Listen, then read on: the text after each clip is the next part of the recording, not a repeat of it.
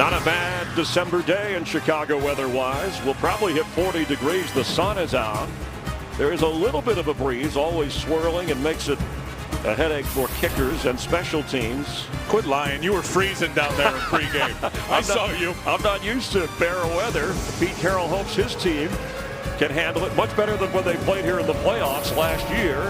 And Lovie Smith trying to tell his team to keep it together. A devastating loss against the Broncos on the road last week. And then, of course, the Sam Hurd news that we will get into. No longer a part of the Chicago team. Yeah, and listen, they are right on the fringe of the playoff race and right in the middle of this thing, sitting in the 7th spot. And Lovie Smith knows that. There's going to be 3, 4, 5 opportunities in this game, Chris, as there have been over the last 3 in which they lost, that they didn't make the plays. Today they're going to have to get it right and make those 3 or 4 critical plays that present themselves.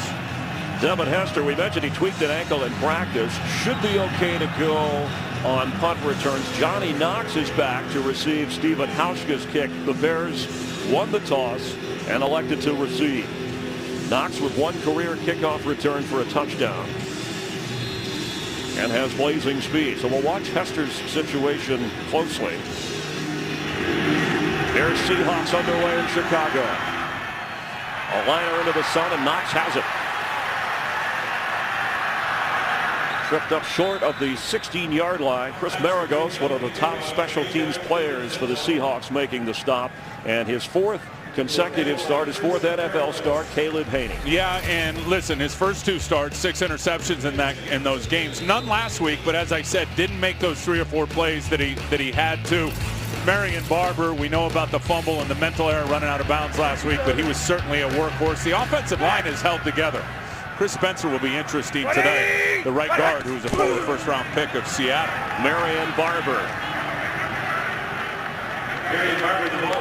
who is trying to get over the staying in bounds and fumbling situation of last week against the Broncos. And for Seattle, that front 7 you talked about in the open, they've been tough to beat. Yeah, the D-line's really playing well and setting it all up for him. The rookie KJ Wright has been outstanding. He really has, and very versatile. And in the back end with those corners, Sherman goes 6'3", Brandon Browner 6'4", Cam Chancellor at 6'4".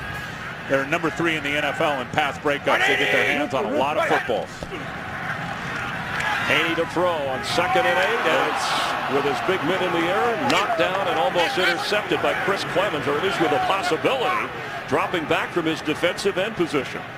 Well, and Caleb Haney never saw him, and period. Chris Clemens is the best pass rusher of the Seattle Seahawks. He's got 9 sacks. He gets after it. Pete Carroll, what he did there was he dialed up a little zone pressure where he brought the blitz from one side, put his defensive end in coverage. Caleb Haney never saw that Clemens did drop. Lucky that one wasn't intercepted. You saw the 3rd down percentages since Caleb Haney's been in there the last few games, and it's 3rd down and 8. He has time. He floats it out of bounds. And the fans are going to be on Caleb Haney early here in Chicago. It's 4th down. Actually did a pretty good job of eluding pressure right there because Chris Clemens was in his grill. The right defensive end for Seattle threw a nice spin move on Jamarcus Webb. You see there, big 73, the left tackle, and Caleb Haney got away from it and had to throw the ball away with the tight coverage. Leon Washington back to receive the punt of Adam Podlish.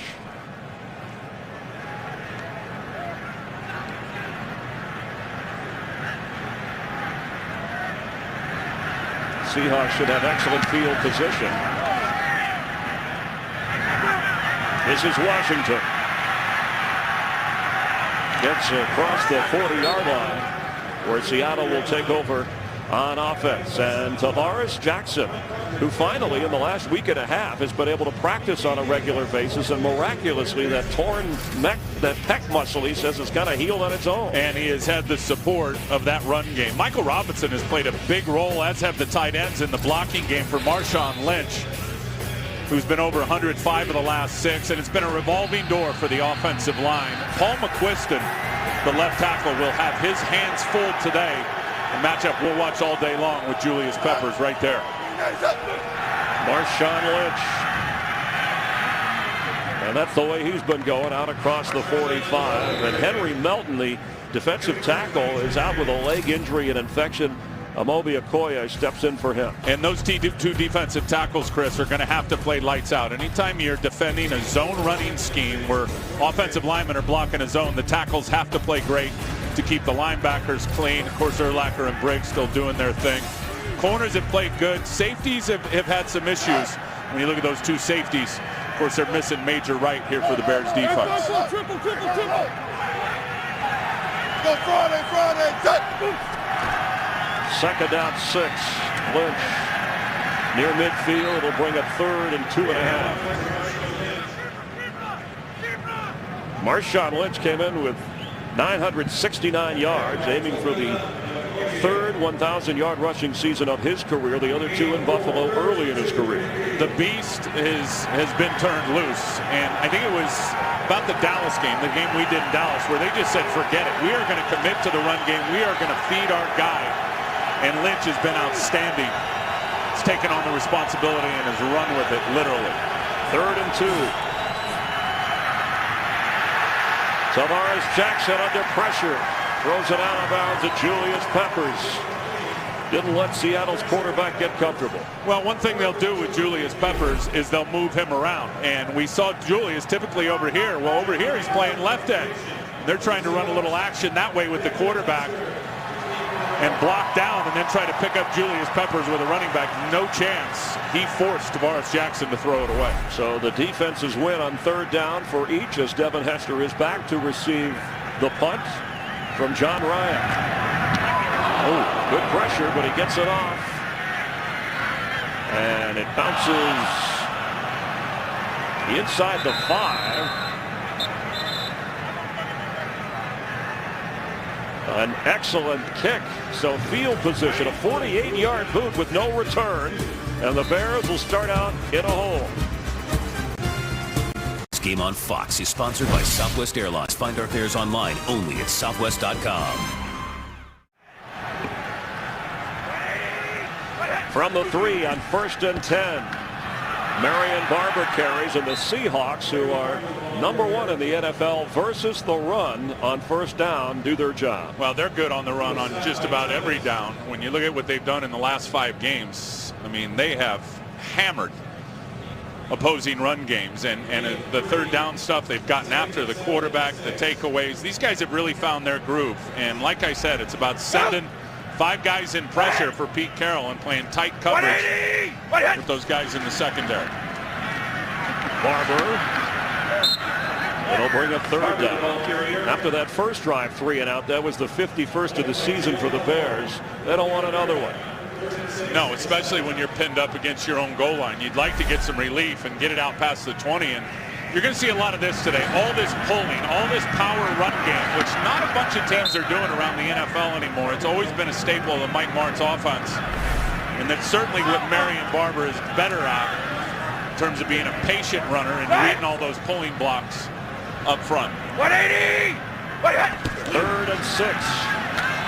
Haney's pass. Johnny Knox. Fumble. Ball is loose. And the Seahawks have the football. Earl Thomas came up with it after Johnny Knox caught it and lost it.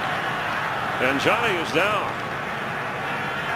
I think it was Cam Chancellor, I believe, Chris, that knocked it out. And that's what I was talking about earlier. You have an opportunity to make a play, and here it is. He's going to find right into the soft spot of the zone. It's a terrific throw from Caleb Haney. It comes out on time. Watch him throw right in between the corner and the safety, and I believe 31 right there. Cam Chancellor, the other safety, gets his hand on it. Yeah, but he got knocks hit it out by Hargrove when the ball came out. Hargrove nails Johnny Knox right in there. You can't see it from that angle, and that's why Knox is still laying on the field. As he was going down on the ground, Anthony Hargrove, the big defensive lineman, landed on top of him. But that's what Pete Carroll's defense have done over the last 5 games. We just showed the graphic. So Earl Thomas comes up with the recovery after the fumble by Johnny Knox, and we will check on the injury and return in a moment. This game on Fox is sponsored by Bud Light, the official beer sponsor of the NFL. Here we go. Seattle's defense with a takeaway. Johnny Knox is still down on the field with Matt Forte already out. The Bears' leading rusher and receiver, Johnny Knox, was the leading receiver in the game, active for the Bears. And just got caught in an awkward position, Chris. I mean, took a vicious shot as he tried to lay out to recover the fumble. Anthony Hargrove went flying in there to recover the fumble as well and just caught Johnny Knox in an awkward position and really just bowed him backwards. Knox, a light receiver, he's okay. 185 pounds. We hope that he's okay. Let's get a game break. Check in with Kurt Menefee. Kurt? Well, Kyle Orton making his first start for the Chiefs against those unbeaten Green Bay Packers. Gets a little help from his friend. Thomas Jones on the screen play takes it 27 yards. He's out at the 4. The Packer defense held after that. Kansas City, though, has the lead. 3-0 in the early going. Chris and Tim? Thanks, Kurt, for the update. Johnny Knox's injury again. It was Chancellor who knocked the ball loose after the catch, but Anthony Hargrove, number 94, coming in afterwards. He slams head on with Knox. And you can see what happens to Knox here as he loses the ball. Watch as he lays out, and then Hargrove going for it at the same time catches him right under the chin and just bends his body backwards, clearly in the direction, Chris, the body's not supposed to go. Anytime a player is down on the field that long, certainly you're very concerned. And we will hope for the best. Certainly for the Bears, when you consider the news of Sam Hurd, who was a receiver who just joined the team prior to this season, his drug arrest, he's been cut loose. They have an open roster spot currently, so he's no longer a part of the team. But to a man, including Lovie Smith, they were shocked by the news. That's one area. You also have a devastating loss. In fact, there were those in the locker room who said that loss to Denver last week after a 10-0 advantage was as tough a loss as they'd seen, even comparing it to a playoff loss for the Bears. So very emotionally fragile. Lovie Smith said, hey, we're pros. We'll move on from this. But what's your sense of this team being around them in this game? Yeah, well, I think the Denver loss psychologically was a much bigger hit than the Sam Hurd issue was during the week. Look, I think you said it. Shocked was the feeling they had here. I think they felt a bit betrayed, and you trust somebody, and they are a family member when you're on the team. But at the end of the day, Sam Hurd was released on Friday. It was a media distraction all week. I promise you, when that ball was kicked off today, it's the last thing in any of these guys' minds is Sam Hurd and what he's allegedly being accused of right now. So again, during the week, media distraction.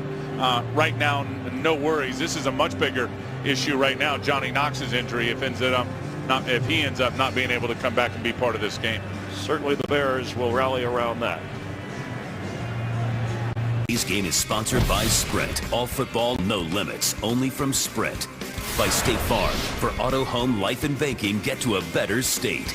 And by Sherlock Holmes, A Game of Shadows, now playing in theaters everywhere.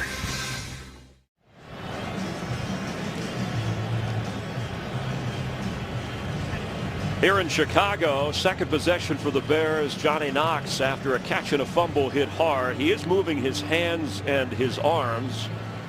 There's Anthony Hargrove, who going for the loose football after the fumble ran into Knox, and they had put him on a stretcher. Very popular player.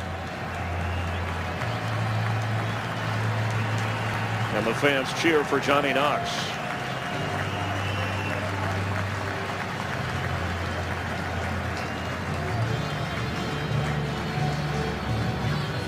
Tim Ryan just spoke of the emotion, psychological impact the last week has had. And certainly the Bears will have to make another adjustment here.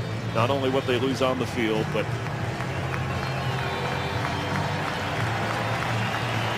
the energy that Johnny Knox brings.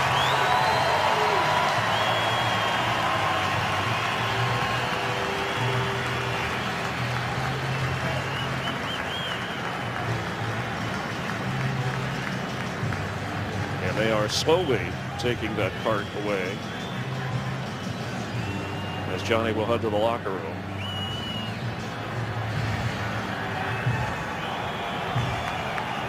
Hate seeing that, Chris. Just an illustration of how physical and how vicious this game can be at any moment. And you're trying to recover a fumble. You have no idea that a 285-pound defensive lineman's bearing down on you with the same idea and get caught in a bad, awkward position. 25th takeaway of the season for the Seahawks, and now they take over on offense. from the Bears 22 on first down, and that is complete down to the goal line. Cameron Mora with the catch. The Seahawks, of their 3 tight ends, they do not have a touchdown reception this year. And they do a lot of this. 2 running backs, 2 tight ends, because Moore is out there split wide. He's matched up on a cornerback, Charles Tillman. Clearly, that tells the quarterback zone. Cameron Moore runs an in route, well placed in between the linebacker and the corner. 22 personnel, heavy run set, and they throw the football out. The pitch to Leon Washington, and the Bears are ready for it.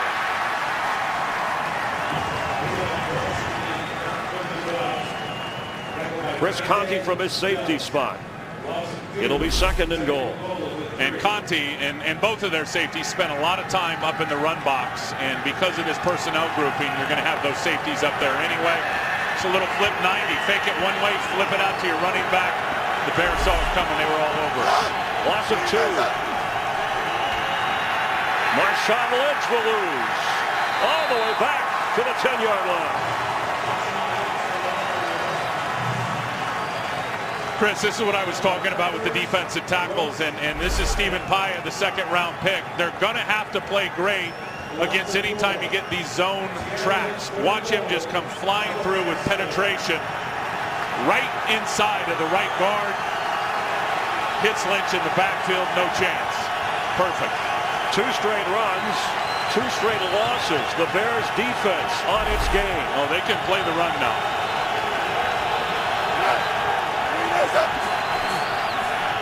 Tavares Jackson to Marshawn Lynch, and he will not make it into the end zone. 4th down. Stelz and Briggs were there. What a great stop. Briggs saw that before it was even thrown. Lance Briggs, I want you to watch 55 and watch him identify what's happening, and he's going to get on his horse and run right away. He peeked inside just for a second, saw Marshawn Lynch release quickly on a swing route, and got after him. Very good job in a sudden change situation after a turnover, coming in and holding him to hopefully a field goal here. A 22-yard try. Hauska. The snap, the hold was bobbled somewhat, but the kick goes through, and there's a flag down. So hold everything here.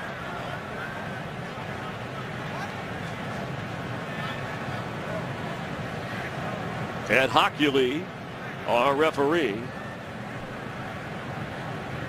subbing for Tony Corrente.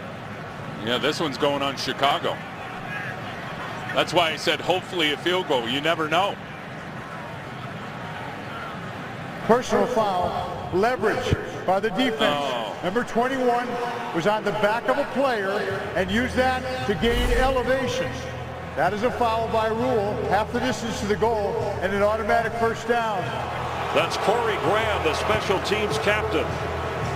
Well, that's why I said hopefully. And Corey Graham was just trying to get up over the top. It was nothing intentional. He just ended up, as he lifted off the ground, he landed, it looked like, on Israel Adonijah's shoulders, and that's why the call was made. A leverage call.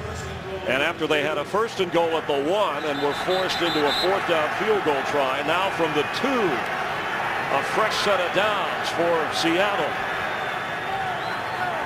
There's no problem leaping, but you've got to come down on the ground. You can't come down on one of your own players. That's the leverage violation. Marshawn Lynch, touchdown Seahawks. That's 10 in a row, 10 straight games, a Seattle record that Marshawn Lynch has scored a touchdown.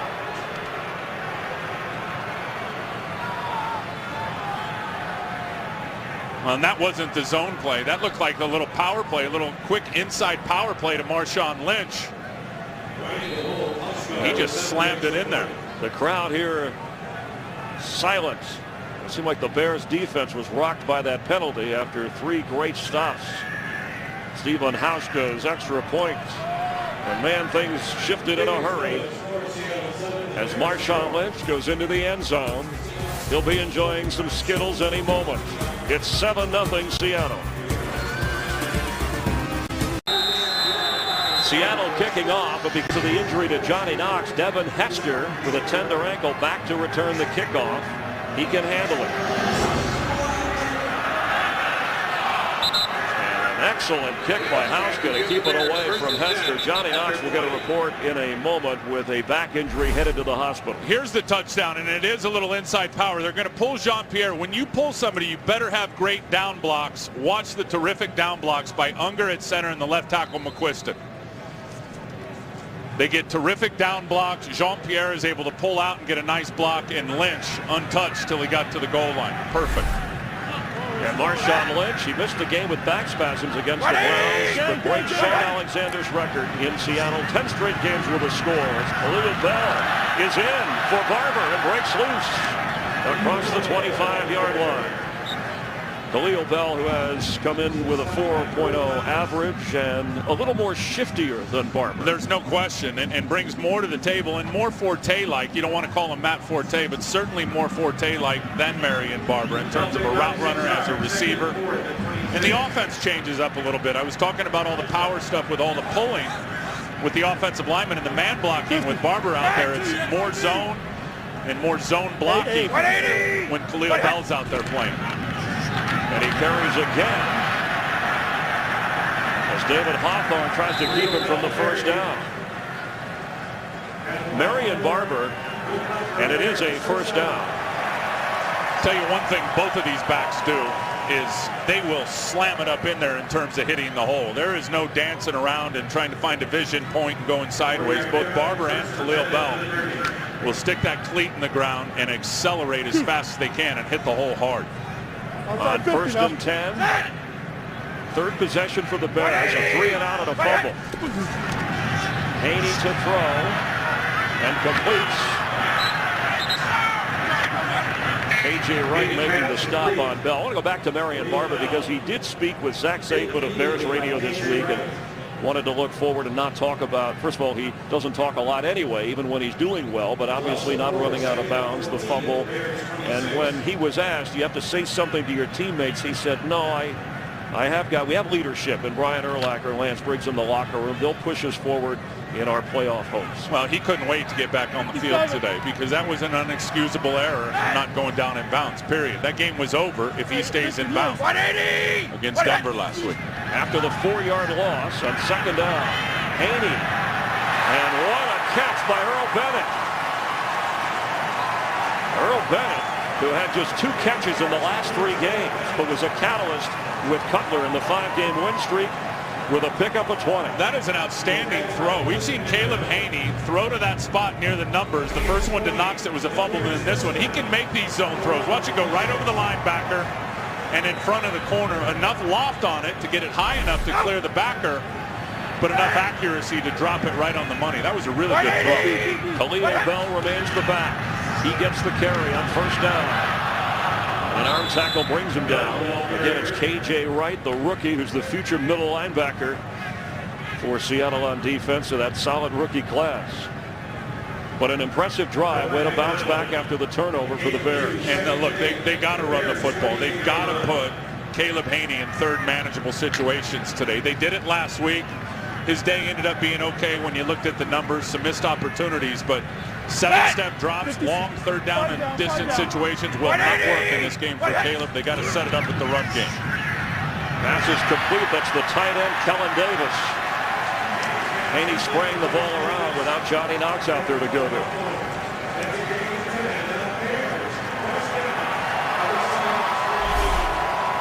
That's another guy I'd throw to, and the safety's going to bail out. He's just going to go set up right here next to the linebacker. So he's 6'7", only his 15th catch, but he has 4 touchdowns. Yeah, they need to use him more in this offense, especially with Haney out there at quarterback. This is Bell out of the 39-yard line. It'll be second down for Chicago, moving the ball nicely. Mike Martz talked about maybe having Haney throw on early downs. Well, you mentioned it earlier, how good Seattle is, the best in the league at their first down run stuff. It makes a lot of sense to come out and try to fire it at where their weakness is, which is first down pass, not first down run defense. Earl Bennett splits out to the left, and rookie Dane Zanzibacher, number 18, is moving out to the left now. That's Bell, and it'll bring up third down. Alan Branch, the former Cardinal, having a good year with the stop up front. He's having an outstanding year, Alan Branch. He's playing the best football I've ever seen him play. He was a relatively high pick with Arizona, I think second round. And, you know, a lot of guys, when they kind of get hammered and in terms of he didn't reach expectation and their confidence gets down, they get an opportunity somewhere else and they rise up. He has been a major bright spot for Seattle up front. On 3rd and 6. Quick pass over the head of Khalil Bell. There was pressure coming from Hawthorne. It'll be 4th down.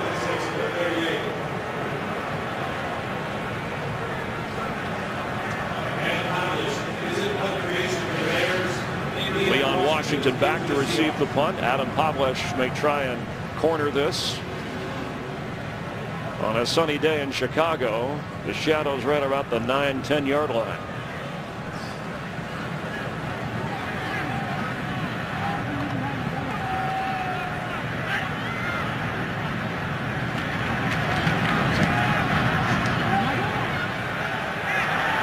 Washington lets it go, and right in position is Corey Graham. And the #1 punt coverage team in the NFL lives up to that. Seattle on offense, they have the lead here in Chicago. From the Seattle 4, Tavares Jackson with a record of 16 and 15 in his 32nd NFL start with a 7-0 lead.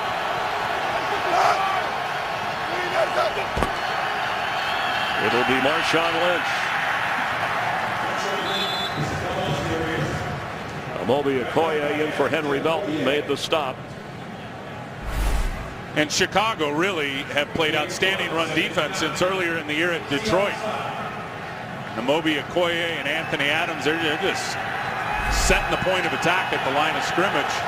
Amobi Okoye's had a nice year. They got him up from Houston in the offseason, number 91. He's still so young, and he's played very good this year. All right, so Lynch fell down. That's who Tavares Jackson wanted to give the ball to. And Jackson held on to it until Lance Briggs brought him down. Seattle in a hole now on 3rd down. You're absolutely right. Tavares pivots out and wants to turn and hand it to Lynch just on an inside lead or an outside lead play.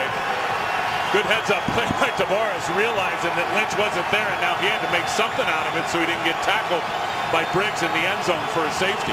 The field, the turf a little bit soft. You see that middle strip of the field where it's been resodded on 3rd and 13. Benjamin brings some pressure here. Here's Urlacher. It's picked up. Tavares, the ball's knocked loose. And the Bears have it. Israel Adonijah with a touchdown, Chicago. Julius Peppers knocked it away. Well, we talked about the matchup. Peppers on McQuiston.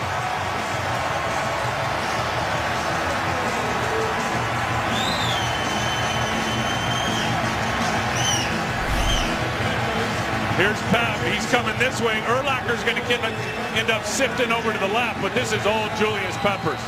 Going to swat that hand down, slips, gets back up, and then swat. Tavares Jackson tried to unload it. Peppers stuck that big long arm out and just knocked it out, and clearly a fumble as the empty hand is coming forward, and then Adonijah able to land on it for 6 points. The automatic booth review, all scoring plays, but Julius Peppers getting credit for his 10th sack of the year.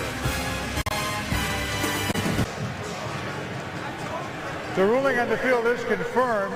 The ball was knocked out of the quarterback's hand before his arm started forward. Touchdown. So Julius Peppers, the 10th sack mark for the 7th time in his career, first with the Bears, and then Israel Adonijah, his first touchdown, fumbling the loose ball in the end zone. I'll tell you, great job by Peppers. I don't know how you leave him one-on-one with Paul McQuiston in that situation. I really don't. And you ended up with two guys looking for work, not blocking anybody, in particular the left guard, Robert Gallery. So they put Paul McQuiston out there on an island against one of the better rushers in the league, and they got bit for it. Jackson had time, but had the football and was sacked and turned it over. So the extra point, Robbie Gould, there's a flag down.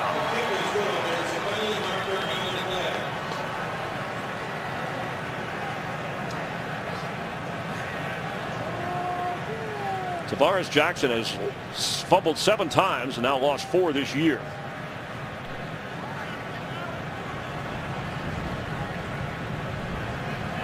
Offside defense.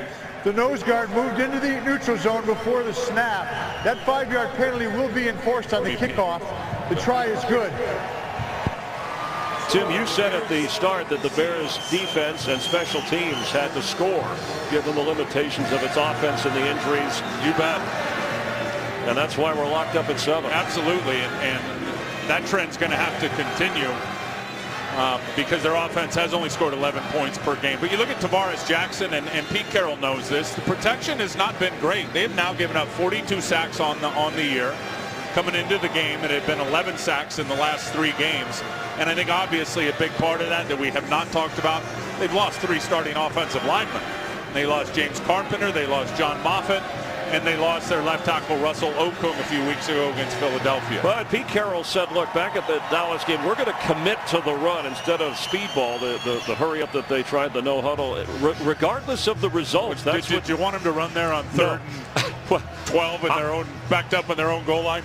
Especially in this kind of a game when you have a 7-0 lead. Turn it handed to Lynch. That's what maybe the Bears were ready, whatever Seattle tried to do. And kicking off from the 40 after that penalty. Touchbacks, by the way, as you would expect, way up, and touchdown returns less than half of what they were before the adjustment on kickoffs from the 35. In the College Bowl Guide, the best app available to keep you up to date on every college bowl game this season with previews, interviews, scores, and highlights. You'll want to, wherever you are, check it out. The best part is it's free. The App Store, download the College Bowl Guide, now brought to you by The Daily and Fox Sports.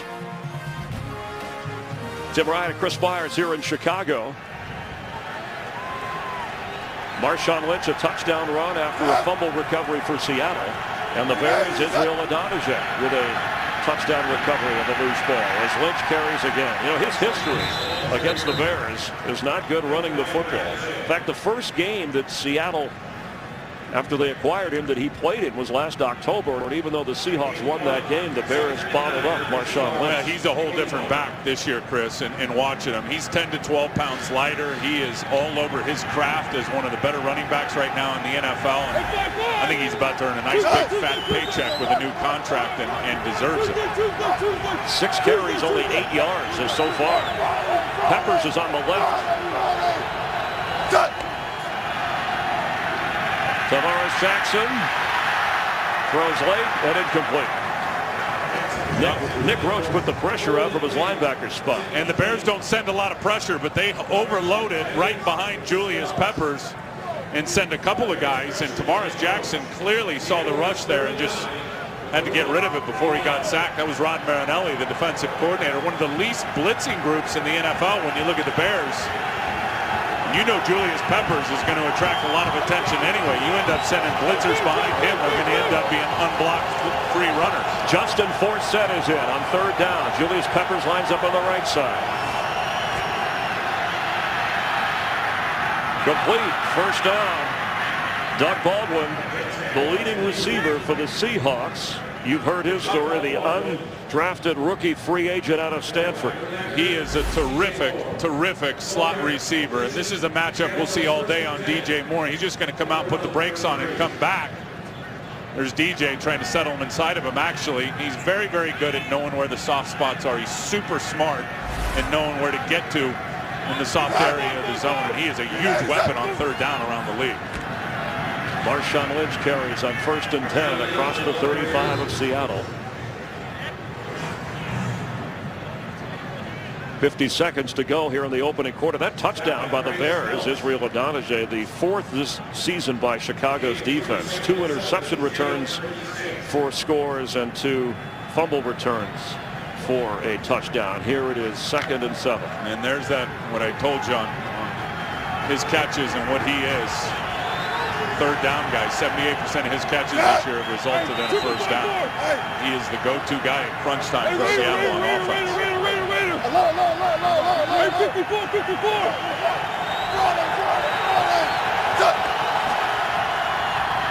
Lynch, penalty flag. And he goes out of bounds. Run out by Charles Tillman. Great job by Anthony Adams, Chris, who forced the hold on Jean-Pierre. And I said it, the defensive tackles, you play this zone running scheme, you got to play great and get penetration. Offense, number 61. 10-yard penalty. Repeat second down. It's on Jean-Pierre. Yeah, because Anthony Adams just flashed across his face, and he had no chance to block him. There's 95. And watch the penetration. Jean-Pierre, the right guard, basically just got to tackle him so he doesn't get a tackle for loss in the backfield. That being Anthony Adams. Seahawks offense is going the wrong way on 2nd and 17 now as the clock runs down here in the opening so quarter. Much of that zone blocking is cooperation blocking and two guys blocking a zone, and the way you beat it is with your defensive tackles getting penetration like we just saw. Bears survive an injury to Johnny Knox and a turnover, and at the end of the first quarter we're tied in Chicago. Lovie Smith saying our playoffs start now. On the other side of the field, they weren't talking postseason, but both teams still mathematically alive. Chicago's final home game of the year on 2nd and 17 for the Seahawks. There's a flag as the ball is snapped when Tavares Jackson wasn't ready. False start offense. Number 68. 5-yard penalty. It's second down.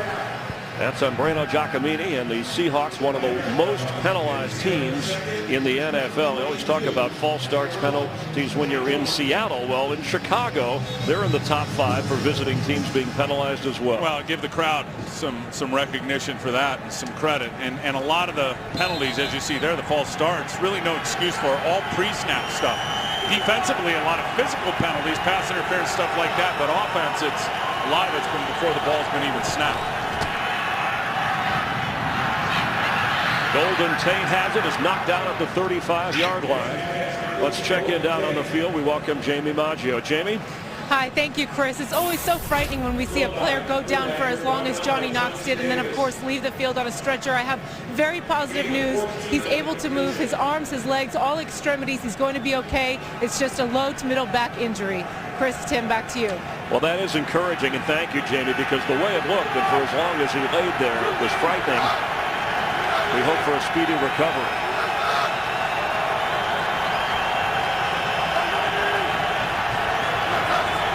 On 3rd and 8.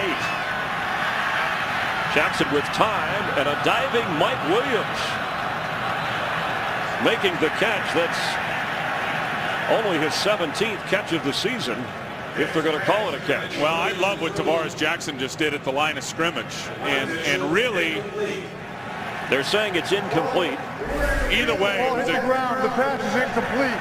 4th down. Great job by the quarterback here, because the Bears are showing 2 wide safeties cover 2, a situation where they would play cover 2, but he uses the snap count and he forces this safety to show what he's doing. Now he knows the other safety's rotating. He's got man coverage out on the edge. He fires it, and Mike Williams can't hang on to it, but a very good job by the quarterback, Tavares Jackson. And it looks like we're going to get a challenge flag coming from Pete Carroll and the Seattle sideline. Did Mike Williams convince his coach that he caught the football? Seattle is challenging the ruling on the field that the pass was incomplete. We'll take a closer look, as will the officials. Today's game is sponsored by Frost Brewed Coors Light, the world's most refreshing beer. By Verizon, your holiday tablet destination. And by the Ford F-150, the only truck available with EcoBoost. The ruling on the field is no catch.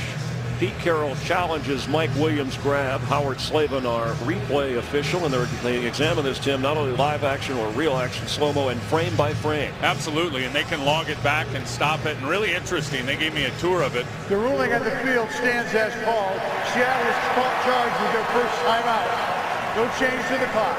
Yeah, they gave me a review of how the booth works in the review booth, and it's really, really cool to everything they can use to get it right. This is a great effort by Mike Williams, who has it there, but you see as he slides out of bounds, the ball shifts, and it just didn't look like he had complete control of the football as he had gone out of bounds. But man, that one was close.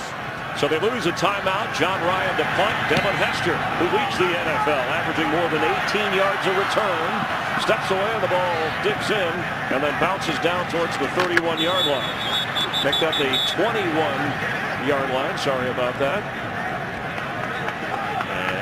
And that's where the change of possession will take over. We're tied at 7 here in the second quarter. Bears with a first down. Khalil Bell remains the back. Marion Barber got the start after 3 carries. He's out of there. Bell continuing on the series. And Bell carries moving forward his 7th carry of the game. Make that his 6th carry for 17 yards. And he is a jump cutter. You can see that. There's Marion Barber standing over on the sideline. It should be pointed out that that fumble by Barber was his first in more than 300 offensive touches last week. Go! 50, not 50. Tell you one thing Chicago is going to do is they're going to make you defend these edges and defend the perimeter. No question. On 2nd and 9. Haney with plenty of room to run. First down, Chicago. And he needs to do more of that, Chris, period. I mean, those are backbreakers for defense when the quarterback can take off and run. Pressure from KJ Wright. Red Bryant comes up inside, and Caleb Haney just finds a little window and escapes out. You've got the defense that's playing some man coverage. Anytime you get that, and they're turning their backs to the quarterback as defenders, the quarterback should see that. Have a lot of real estate to run. He's a very, very good athlete. He needs to use his legs more in this offense. A 13-yard pickup. That's the best run of the day for either team. And even in the passing games in terms of the bootlegs and getting him out on the edge and letting him throw from out there. He has time but can't find anybody. And then floats it down the sideline in the area of Roy Williams. After a 5-game winning streak, when Jay Cutler was injured against the Chargers, Caleb Haney was thrown into the starting role.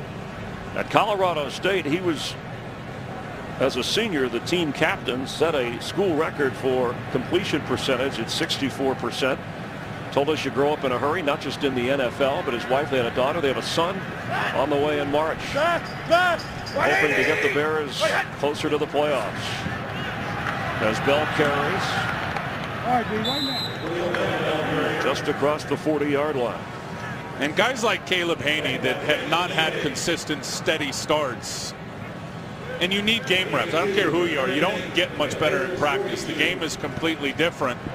He's got to get his confidence built up. And I think when you come out here in the first 2 starts, he had 6 interceptions, three interceptions in each game. You looked at him last week, and they almost become paralyzed, afraid to make a mistake.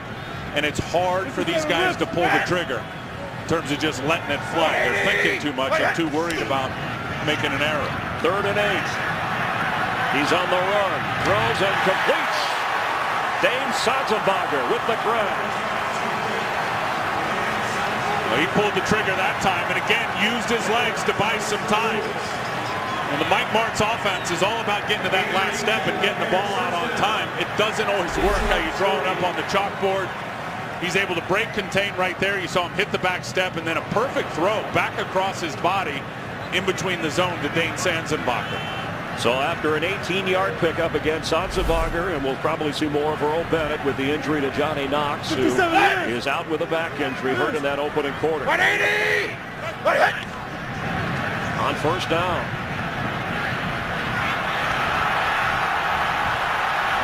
Haney keeps. Goes out of bounds after a gain of about 4.5. Raheem Brock put the pressure on and forced Haney out of the pocket. He talked about being more comfortable in the pocket, and Tim Haney told us, that his brain is working, but it has to connect with his feet, kind of like being my mouth there. Just wasn't happening the same way.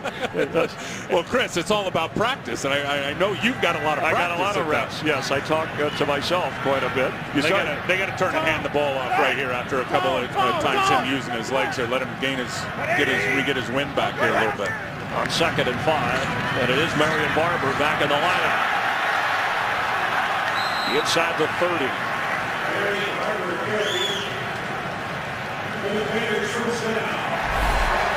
And this is what Marion Barber can do now. KJ Wright's got to be the guy to set the edge, but Marion Barber waits for Matt Spaeth to come get a block and then runs through the tackle of David Hawthorne. And it's a first down, so after a 6-yard pickup, the mixing of Khalil Bell and Marion Barber has a nice drive going for Chicago. And Barber remains in. And a fullback isolation play right here on a linebacker. Haney. Oh, love it. He couldn't hold on inside the 25. Sutzenbacher and Roy Lewis on top of him. That's a new wrinkle in their offense, and what we talked about of getting him out on the edge and using his legs, because they run the isolation fake fullback on a linebacker, play action it to Barber, and then they end up getting man coverage. Caleb Haney rolls out, delivers it, but a good pass breakup, really good pass breakup by Roy Lewis, separating the arms and knocking the football out. But I like the wrinkle offensively and what Mike Marsh just dialed up there as a play call. I mean, this is the most comfortable Haney has looked. Well, he's getting into a rhythm. This is really the first time I've seen it in his 4 starts that he's been in a rhythm. 9th play of the drive. For the tight end. And it's intercepted. Earl Thomas. There's a penalty flag back at the 1-yard line. Thomas gets across the 17. The pass was intended for Kellen Davis. He tried for the home run. He had Earl Bennett so wide open out in the right flat. Chancellor may have tipped that ball. Chancellor did get that long body and that hand up to get a piece of it. After the interception, illegal block in the back by the interception team number 25. That penalty will be enforced half the distance to the goal. Seattle keeps the ball, first down. Caleb Haney, his 7th interception of the year. Another takeaway for Earl Thomas. Sponsored by Pizza Hut's new Big Dinner Box. Get all your favorites in one epic box. Richard Sherman had the penalty after the interception by Earl Thomas, so they're backed up at the 1-yard line. And Caleb Haney made the decision before the ball was even snapped. He was going to his tight end down the seam, Kellen Davis. He was covered up like a glove by Cam Chancellor. Tavares Jackson from his own end zone. Incomplete. Julius Peppers was in on it. Ron Marinelli's bringing the heat now in terms of the pressure. No intentional grounding. There was a receiver in the area. The ball went over his head. He was outside the numbers. By rule, that is not a foul. And that is a very clear explanation by Ed Hockley. 2nd and 10. This is where the Bears got their points on a sack and then a fumble recovery by Israel Adonijah. I love the way they're moving Julius around. Peppers. That time he came from the left side. Right now he's lined up over on the right. On 2nd and 10. Jackson keeps. It'll be 3rd and long. The field position game, the defensive struggle between these two teams continues.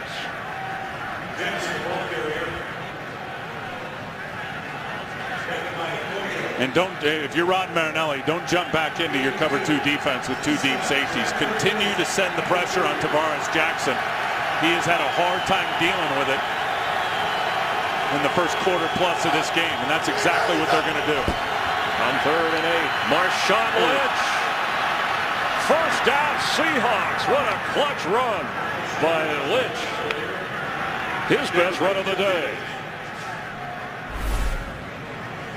Look at the hole that he has to run through right here. Roach ends up going outside.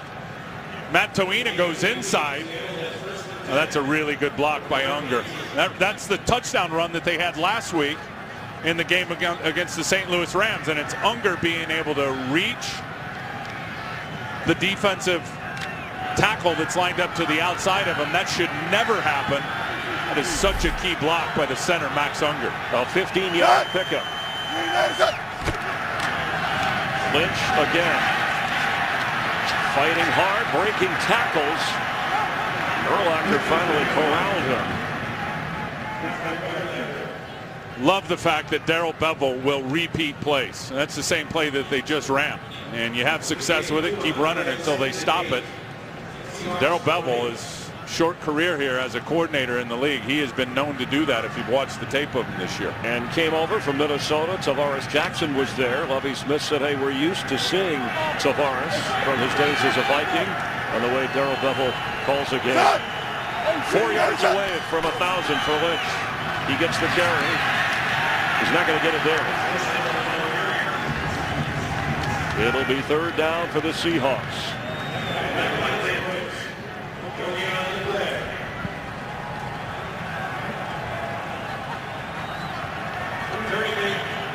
That's the yardage each time he's carried the football. He's had a loss of 4 in there. Well, that's when he slipped in the end zone, fell down, didn't even have a chance to get the handoff. He checks out on 3rd and 7 as Justin Forsett is in with Doug Baldwin. Well, Baldwin's the guy, but they got to get the tight ends going somehow, some way in this offense. Urlacher drops back in coverage. Tavares going for Golden Tate. And excellent coverage back there by Tim Jennings. It's 4th down. Looks like Golden Tate didn't finish his route. He was already turned looking for the ball, and Tavares wasn't ready to throw it yet. Watch Golden Tate as he turns. He's been turned and waiting for this thing already for about 8-9 yards. If he'd have just stayed on his course and finished off his route, that may have ended up being perfect in terms of the throw. Tate playing more. Remember Sidney Rice on injured reserve for Seattle. Ryan with the boot. Devin Hester waves everybody back. The ball kicks and hits a Seahawk player up near the 42.5-yard line of Chicago. A 37-yard punt with no return, and that's the way Seattle wants it against that guy. Jay Cutler missing his 4th straight game after the thumb injury versus San Diego and surgery, and they're optimistic. He's been throwing the ball a little bit, that the quarterback from Santa Claus, Indiana, could be back for Christmas Where's night he from? against the Packers. Santa Claus, Indiana. Ho, ho, ho. On 1st and 10. It's up about Caleb Haney handing to Marion Barber, who gets across the 45. Now, Haney did say that Cutler at least calms him down over on the sideline. And does throw in his 2 cents, and that's what Caleb Haney told us. Look, Jay Cutler, when he was out there, that 5-game winning streak, right at the end when he got hurt in San Diego, I think he had really found his rhythm. I thought Mike Martz really started using him the right way, letting him move around, letting him use his legs. A lot of what they did was building off the run game. They were scoring 27 points as an offense in that 5-game winning streak. 11 points per game since with Caleb out there. And again, it's Barber fighting hard. Knocked down short of the 49-yard line by Raheem Brock. That surgery, when they did the surgery on the thumb, they sterilized a football and put it in there on the hand of Jay Cutler. A little unorthodox, but they wanted so the setting would be right. He's got 5 different pins and screws in there, but anxious to get back. And some Bears people will tell you that 5-game stretch, Tim, you're talking about, might have been the best quarterback play they've seen in Chicago in a long, long time. No question. And what we forget is he's still only in his 6th year. I mean, there is a lot of outstanding football left for Jay Cutler, I believe. Haney facing a 3rd and 4. Pressure coming. He steps up and then steps out. And he runs for the 1st down. I think he's going to get it. I think the spot's going to be favorable. Love the empty set. Mike Martz just spread everybody out. There was no running backs in the backfield, so there's 5 guys going out. Many times going to force some type of a man coverage look.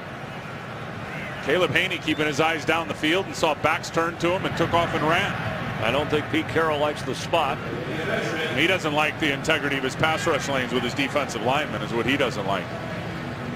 Get an empty set and you're playing a form of man coverage. You got to be very disciplined in your pass rush lanes and not give that quarterback an escape window, especially right out through the integrity, the middle part of your defense. I remember Roger Goodell telling me that this is something fans really enjoy, the drama of the chain and the measurement. I was talking about he's got that. Putting the laser in the football, and the commissioner likes the drama. Ed likes doing that. Ed Hockley loves being on television. 5:18 to go here in the 1st quarter. The athleticism of Haney has helped out.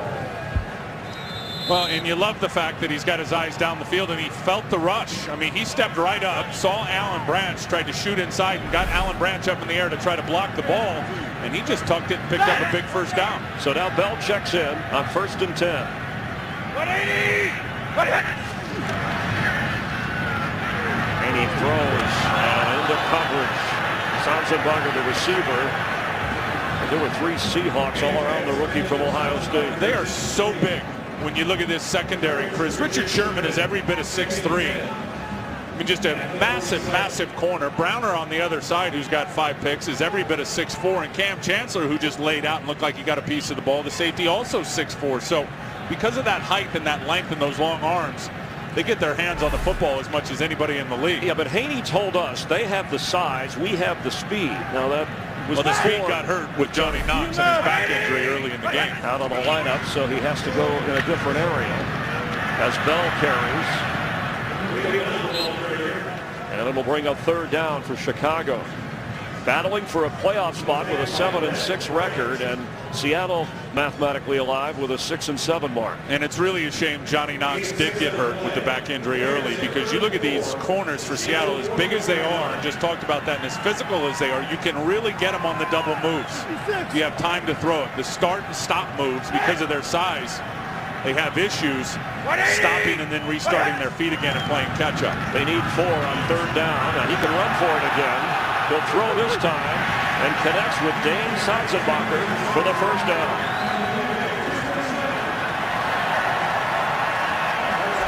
Impressed with Caleb Haney. Sanzenbacher's going to end up camping out here on the sidelines, but it's this guy that's buying time with his legs. And that's good quarterback play. You got your eyes down the field and you're feeling the rush. He didn't have his eyes on the rush. He had his eyes down the field, but felt the defensive end take an inside rush and was able to break contain. And Mike Martz said they'll open up the playbook a little bit more each game with Caleb Haney. And we have a timeout here. Timeout Chicago. That's their first. It's a 33. Bears have 2 remaining. Seattle has 2 as well. Remember, they lost on the challenge.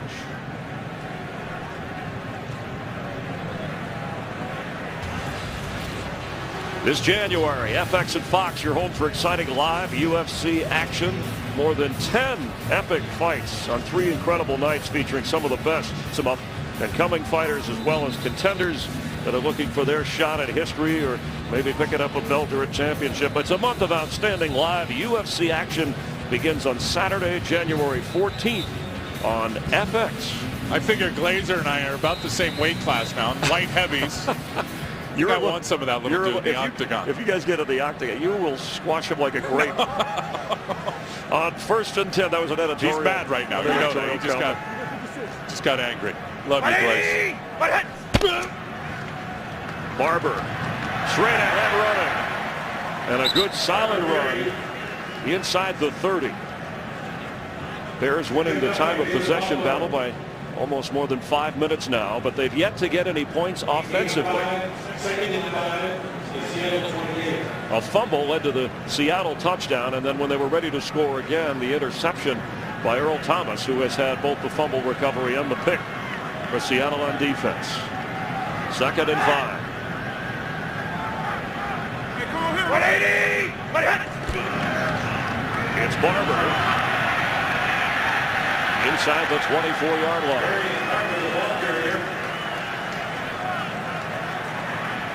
And he got the 1st down. Well, and he got a good block. And Mike Tice told us the other day, Roberto Garza, the key that he gives them is he can handle the nose guard all by himself, which a lot of guys around the league can't. And watch Garza. It's a nice block there. He actually gets a little help from his right guard, but takes Mebane and just wipes him down the line of scrimmage. Creates a nice running lane for Barber. And great balance. 8 carries for Barber, 8 carries for Bell. That's the way the line coach Mike Tice likes it.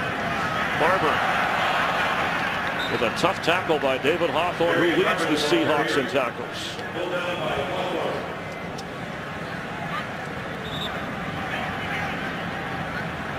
Nearing the 2-minute warning here in Chicago.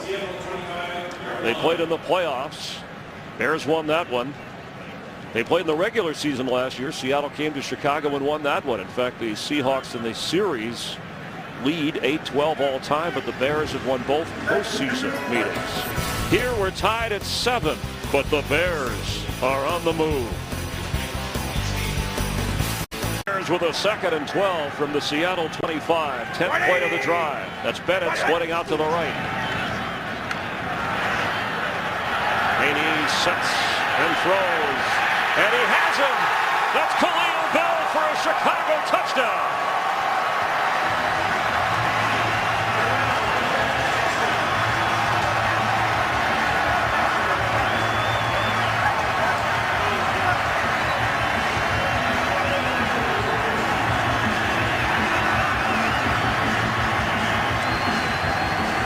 Can you just feel his confidence just building for Caleb Haney? And look at the route. He's going to run Khalil Bell and then go inside David Hawthorne.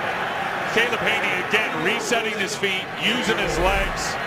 Man, his confidence is growing. That was a strike to Bell for the touchdown. And the Bears strike in the second quarter to take the lead on a 25-yard touchdown pass. The first career touchdown for Khalil Bell. And Caleb Haney, who finds his rhythm late in games, has found it here. And look at him reset his feet. And again, keeping his eyes down the field. He knew, and he told us on Friday that he thought they could get some good matchups in the passing game on their linebackers. And that was a great example of it right there. And really a perfect route by Khalil Bell, running underneath the linebacker and then running away from him. Look at that gap of separation between himself and David Hawthorne. The Bears' playoff hopes, not only now are they out in front, but the Redskins are beating the Giants as they near the half, 17-3. The Giants came in as the NFC East leaders, but who knows in a wild card scramble. Absolutely, and you got to be happy for Caleb Haney. I mean, that is a big momentum boost here with under 2 minutes to go right before halftime. Defense has got to come out and hold Seattle, but Caleb Haney has been getting hammered in sports radio around here. We were listening to it yesterday. It's ridiculous, and it's almost personal. Well, I'd be happy for the guy that he's come out here and he has functioned very well as a quarterback. Yeah, the guy sitting next to him has heard a lot of that criticism as well, and you miss Jay Cutler when he's out. But Haney, who came in late in the championship game in the loss to Green Bay and really won over the locker room with how confidently he played, is having the best game in his stretch so far starting here. Leon Washington on the run. And gets across the 20. The Seahawk offense will take over. Kurt Menefee back at our studios in Los Angeles. What's going on, Kurt? All right, coming up on the Visa Halftime Report, we'll have scores and highlights from a festive Week 15 in the National Football League, including maybe the Indianapolis Colts getting an early Christmas present, maybe that first win. We'll talk about it in the Visa Halftime. Now back to you. Kurt looking very festive. And the Seahawk offense, only 73 yards of total offense so far. Because the defense of Chicago's been tough. Tavares Jackson will get rid of it. Now 4 out of 10. Well, they are just out of sync. And Chicago is really not even defending the middle part of the field because they know Tavares Jackson. If you look at his numbers this year through the first 13 games, he's a guy that loves to throw numbers to sidelines. He is a perimeter thrower. Rarely does he throw the football between the numbers down the hash marks, and the Bears know it. Justin Forsett carries. And gets up to the 30 before he is hit hard by Chris Conte from his safety spot, the rookie from California. And he is down. Never Major Wright had a shoulder injury that forced Stelz into the lineup. Craig Stelz has played well at the other safety spot. Brandon Merriweather and Winston Venable, the backups behind the rookie Conte. It'll be 3rd and 1. The Bears use a timeout. They will have 1 remaining as Conte is in pain. When he came up as Stelz missed the tackle, Conte came up and really just squared up right here on Forsett. So you can see it's really a good form up tackle. Bang right there, and he wraps, and then all the other guys come in and took a couple of bad shots there on his neck. That one right there from Max Unger. And Tim, you know, inside of 2 minutes, if there's an injury, you are assessed a timeout, thus the Chicago timeout. Seattle has 2 remaining, 1:24 to go before we hit the half. Don't forget the Visa Halftime Report. Kurt will have all the highlights and scores of that Redskin-Giant game. Also the Saints and the Vikings battling in Minnesota. And it looked like, I mean, from watching that replay, it looked like it could have been a head or a neck for Conte, but they're working on his right leg down there. And I think as Unger came and hit him, looked like he had some part of his right leg trapped under himself and got caught in a weird position.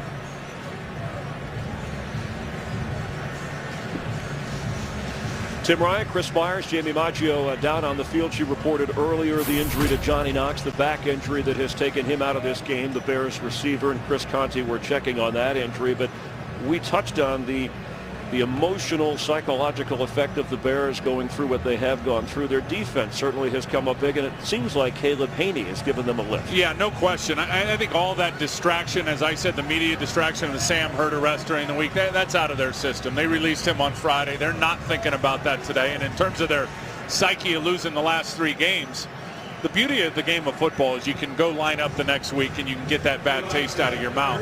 And they have done that. And the defense has been outstanding. They really have. And then offensively, the running game has been okay. But Caleb Haney, to me, has been the story. 7 of 14, 92 yards, had the touchdown, had the bad interception where he forced it into some double coverage. But I love, Chris, what he's done with his legs and making plays happen. As 4 set carries on 3rd and 1.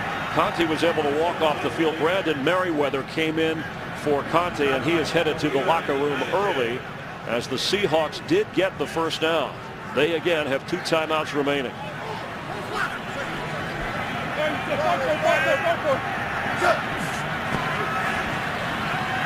Tavares Jackson goes down the middle of the field and incomplete.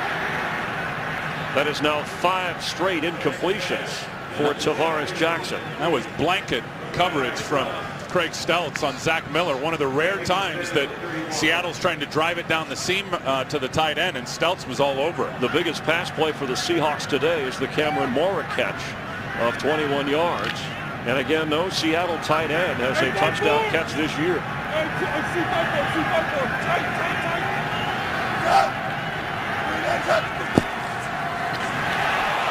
Pressure, he gets rid of it, incomplete. And Lance Briggs was back there. Briggs is outstanding.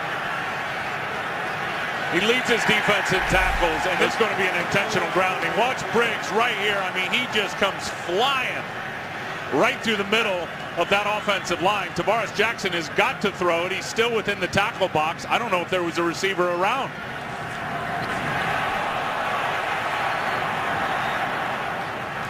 There's a crosser. Doug Baldwin's coming as a crosser, but it looked like he was about 8 to 10 yards beyond the depth of where the football landed. Briggs, the leading tackler on this team, 128 coming in. Right behind him, Urlacher, 112 plus. These guys can still do it and still lead this defense and are on their game week in and week out.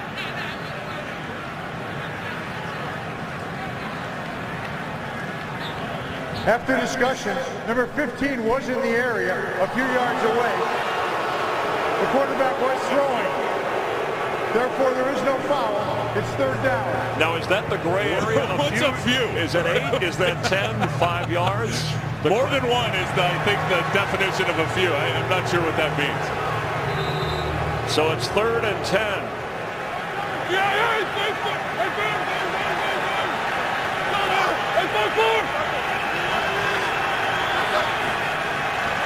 Low snap. Ball is fumbled. The Seahawks got it back, but it'll be 4th down. How did Brian Urlacher not get that one? It just took a funny bounce. Yeah, McQuiston actually recovered it, the tackle for the Seahawks. And Tavares has been known to do this. That's a low snap. That's not his fault. Look at Urlacher. Oh, see, as Brian Urlacher was right in front of him, he was going to get it. Julius Pepper's leg was in the way, which shit. And you see Brian talking to him there. Dude, you just prevented me from getting the... Look at, you see that? He went to recover it. Pepper's leg just posted up right there. Brian couldn't get to it. McQuiston did. And Urlacher looks up at Peppers and like, dude. Already a sack by Peppers has led to a touchdown on defense. Israel Adonijah with the recovery as Earl Bennett now is back to receive the punt. You hope that the ankle of Devin Hester hasn't acted up. No timeouts left for the Bears. Bennett.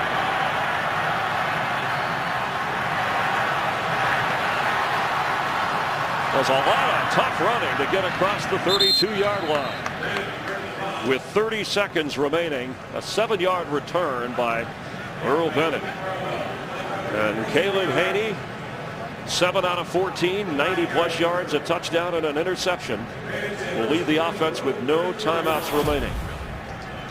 Visa halftime report coming up with all the highlights and scores and updated stats. It's crunch time. For those that still have, there were more than 20 teams coming into the weekend that had playoff possibilities, at least playoff hopes. The Bears and Seahawks are in the mix. 57. Brian Urlacher said we'll worry about that after we get through this game. They're going to run it to Khalil Bell, who has a first down across the 46-yard line. Yeah, Caleb's got to get this thing clocked. Get it clocked, have a chance for another play or two to get in field goal position.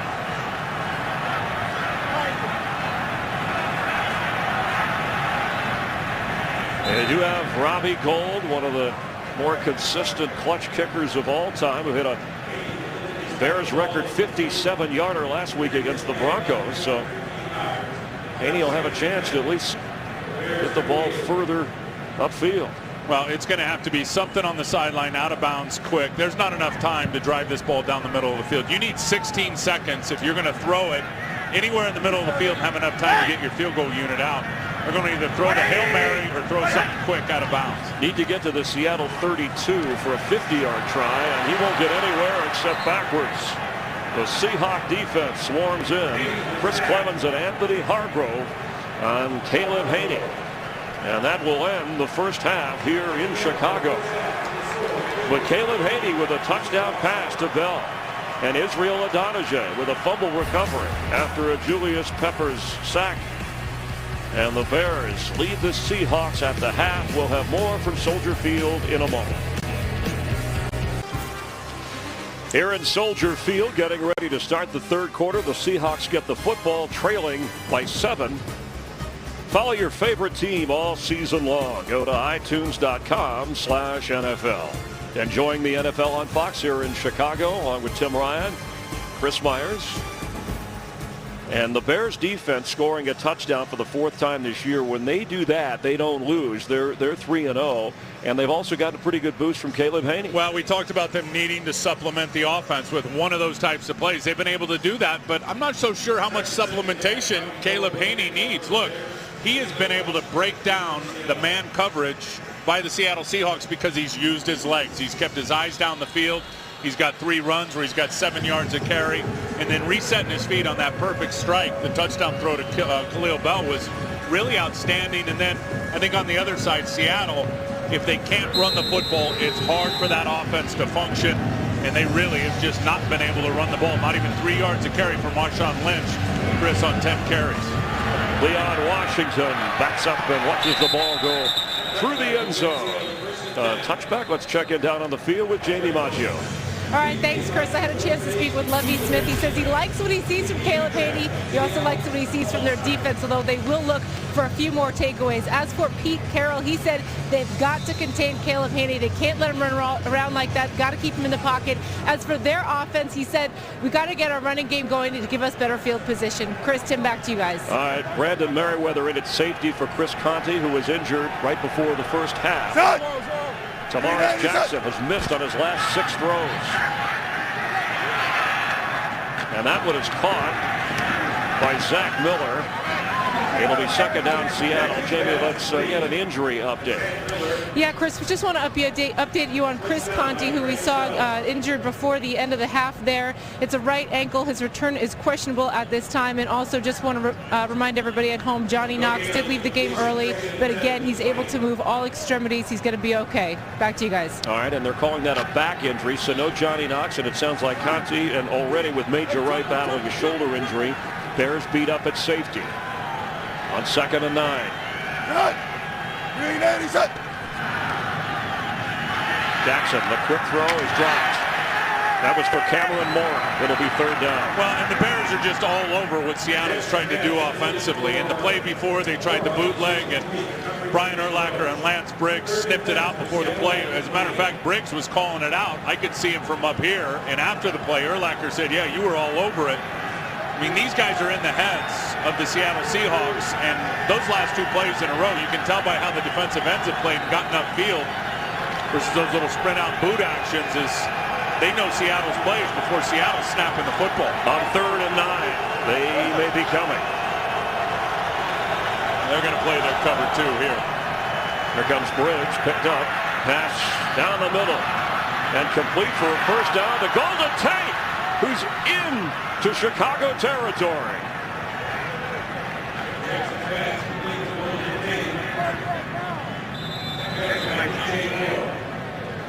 Charles Tillman slow to get up. And Golden Tate's hurting himself. Very nice throw over the middle of the field on the in cut by Golden Tate. Right there is where Tillman gets hurt. He actually knocks his defender, Tim Jennings, off. Biggest pass play of the game, a 33-yard gain. Golden Tate started to flash here now. Since Sidney Rice has gone down, Golden Tate, his obviously play opportunities have gone up, but his impact with his offense has clearly gone up.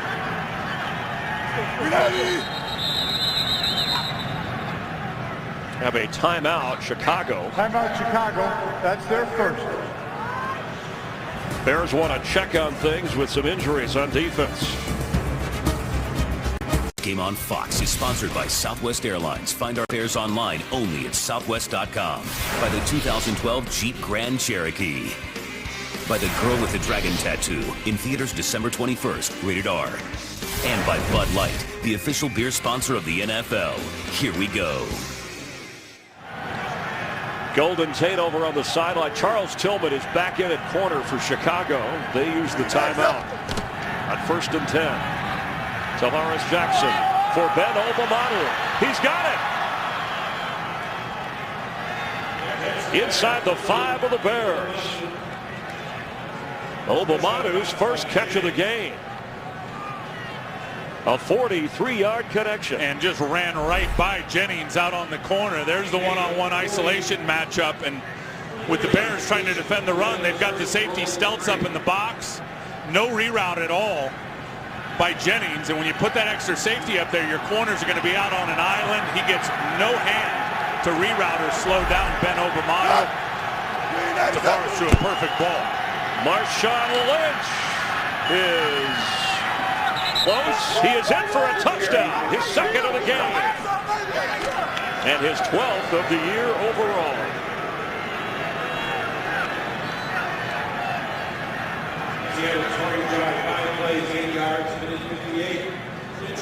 On his 11th carry, only 30 yards rushing, but 2 touchdowns. And they just slammed the right side. Giacomini, watch the down block on Paya there, and then watch Zach Miller get the kick-out block on Corey Wooten. You can't do it any better. Neither guy is able to disengage and get off the block. There's no way your safety, Brandon Merriweather, is going to be able to fill that hole fast enough and stop Lynch with a head of steam coming. Well blocked. Stephen Hauschka with the extra point. Nice halftime adjustment by the Seahawks. And Marshawn Lynch, who's a yard away for 1,000 this year, has a touchdown and a tie game. He might be into the Skittles any moment. His second touchdown of the game. If you missed it in the first half, he broke the Seahawks record held by Sean Alexander with a touchdown in 10 straight games. But more importantly, we're tied at 14, and Devin Hester back out there to return kicks. Johnny Knox started the game in that area before his injury. It's a short kick. It'll be scooped by Hester. And he gets up the sideline where the Bears will take over on offense. Let's check in with Kurt Menefee for another game break. Kurt? Well, the Chiefs' 6-0 lead disappears on one play. Aaron Rodgers hooking up with Donald Driver for the touchdown. Packers lead for the first time to date, obviously, 7-6. That's Rodgers' 40th touchdown pass of the season, breaking the Packer mark, owned by, well, you know who, Chris and Tim. All right, thanks, Kurt. And so the Packers trying to go undefeated. The Colts are winning. They're trying to get their first win of the year, avoid a winless season. What did you just say? 180! Colts are winning? Yes, that's an upset. Marion Barber carries. You know, of the 12 playoff teams at the moment coming into the weekend, 10 of them had their starting quarterback playing for them, and that's a big reason. Obviously, we see Chicago with Caleb Haney starting his 4th straight game here in a battle for just playoff hopes, however they can get there. Absolutely, and give him credit for what he did in the first half. Now, second half is going to be a different animal, you would think, against this Seahawk defense. Pete Carroll is outstanding at his adjustments at halftime and dialing up a plan to thwart what the offense has hit you with in the first half. They are an outstanding second half defense. Haney under pressure, and it's intercepted. Red Bryant has a Seahawk touchdown. And K.J. Wright was in the face of Caleb Haney. I promise you that was a halftime adjustment. That's exactly what I was just talking about with Pete Carroll. Look, they're killing us on the edge plays. They've gotten us out on a bootleg a couple of times. Let's send K.J. Wright off the edge, run a little game with Red Bryant. Watch K.J. Bryant. He is just going to slam this boot right in the face, and Red Bryant is going to collect the interception and rumble in for the touchdown. I promise you that was something that was an adjustment at halftime put up on the board by Pete Carroll, and Chicago stepped right in the trap. Seattle's 3rd interception return for a touchdown this season. And what a turnabout. Hauschka's extra point. The Bears had a 7-point lead at the half. Now they're facing a 7-point deficit. His father-in-law is Jacob Green. Wears the same number, 79, the former defensive lineman. Look at the high stepper. His first career touchdown. Here in Chicago, when he walked into the meeting room, he stuck his hand out to you, Tim Ryan, and said, "Call me Big Red." Yeah, I said Big Red Dog because you got some dog in you, and he does. He is nasty, and he is a mountain of a man. He's 328 pounds and every bit of it. Devin Hester's going to bring it out of the end zone.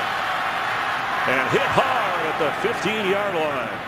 Malcolm Smith with a terrific special teams play.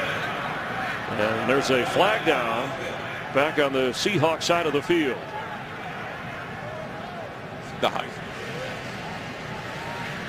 Again, the first career touchdown for Red Bryant, who's known as a run stuffer, but took the interception and ran it into the end zone. We have Malcolm Smith, the injured player. He made the stop on Hester. Backup linebacker from USC. The kicking team was offside on the play. 5-yard penalty. We will re-kick. 53 there, and it's just a head-on hit right into the leg of Devin Hester. And there's so many times that it's not a helmet-to-helmet when you get rocked or get a neck stinger or a pinched nerve in your neck or get a little wobbly or woozy. It's when your helmet makes contact with the lower body or to a leg, and that's exactly what happened. So good news for the Bears. The penalty, they have to re-kick. Hester may have another chance. Friday, January 16th, one of the most anticipated bowl games of the season. Kansas State, 8th ranked, 6th ranked Arkansas in the only Big 12 SEC showdown. January 6th, you'll see it in high definition live from Cowboy Stadium, the 76th Cotton Bowl Classic on Fox. The Cotton Bowl, the only non-BCS game that features 2 teams that are ranked in the top 10. So Khalil Bell goes back after the tough hit that Smith put on Hester. They're checking on Smith, and Hester's been in and out on the return game. Remember, he tweaked an ankle Thursday after practice. And without Johnny Knox, the return game limited for Chicago. So from the 30, here goes Hauschka. Bell has it. And Khalil Bell, who had his first career touchdown in the first half, gives the Bears the offense here at the 27-yard line. Look at that big mountain of a man. I love this. Red Bryant, first of all, the ability to secure it. Now watch him tuck it. Well, not really tucking it, but then the high stepping. Look at How much weight was that, you said? Well, he said he's 328 pounds. He's every bit of 6'6". He is massive and clearly light on his feet with a little high step. Number 79 moving with the football. And here it's Barber trying to get the Bears back in gear as he gets up to the 30-yard line. And I'll tell you what else Red Bryant is he is a dominant run defender. And when I said you said Big Red, I said Big Red Dog, because he's got fight in it, and that's what they call the guys that got the fight and the nasty Chris, they call him dogs, and he has got it. He gets after it. He plays physical. He plays with attitude. He's tenacious. Most of the time, they got two guys trying to block him. Barber carries. Tough run for a first down up to the 40. And there's a flag down back at the 30. Offense number 87.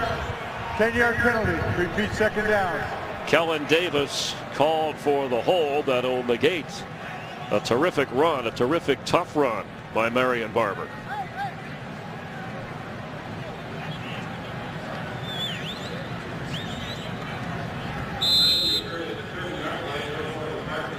$14 points in a hurry for the Seahawks. After Lynch scored a touchdown, they get the turnover and run it in for a 21-14 advantage. 56.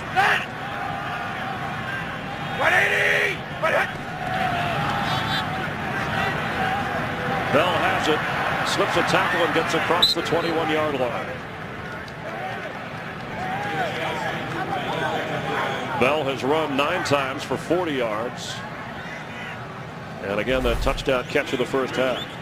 And I can promise you, they are going to make Caleb Haney throw from the pocket. This ends up being a little screen, but you're going to see these defensive ends really be disciplined in keeping him contained up inside the pocket and making Caleb Haney throw from the pocket, because he killed him in the first half when he was able to escape out the side door. On 3rd and 13, Bears number 2 for 26 on 3rd down coming in. They've done better today in that department. Haney's throw for Sanzenbacher, and Brandon Browner was there. No flags. They had 8 guys in coverage that time, and Caleb Haney had nowhere to go with the ball. Chose to only rush 3, and again kept him hemmed up inside, made him try to read the coverage, and nobody was open. And he didn't have room to run around as he did in the first half. So Leon Washington back to return the punt of Adam Podlick.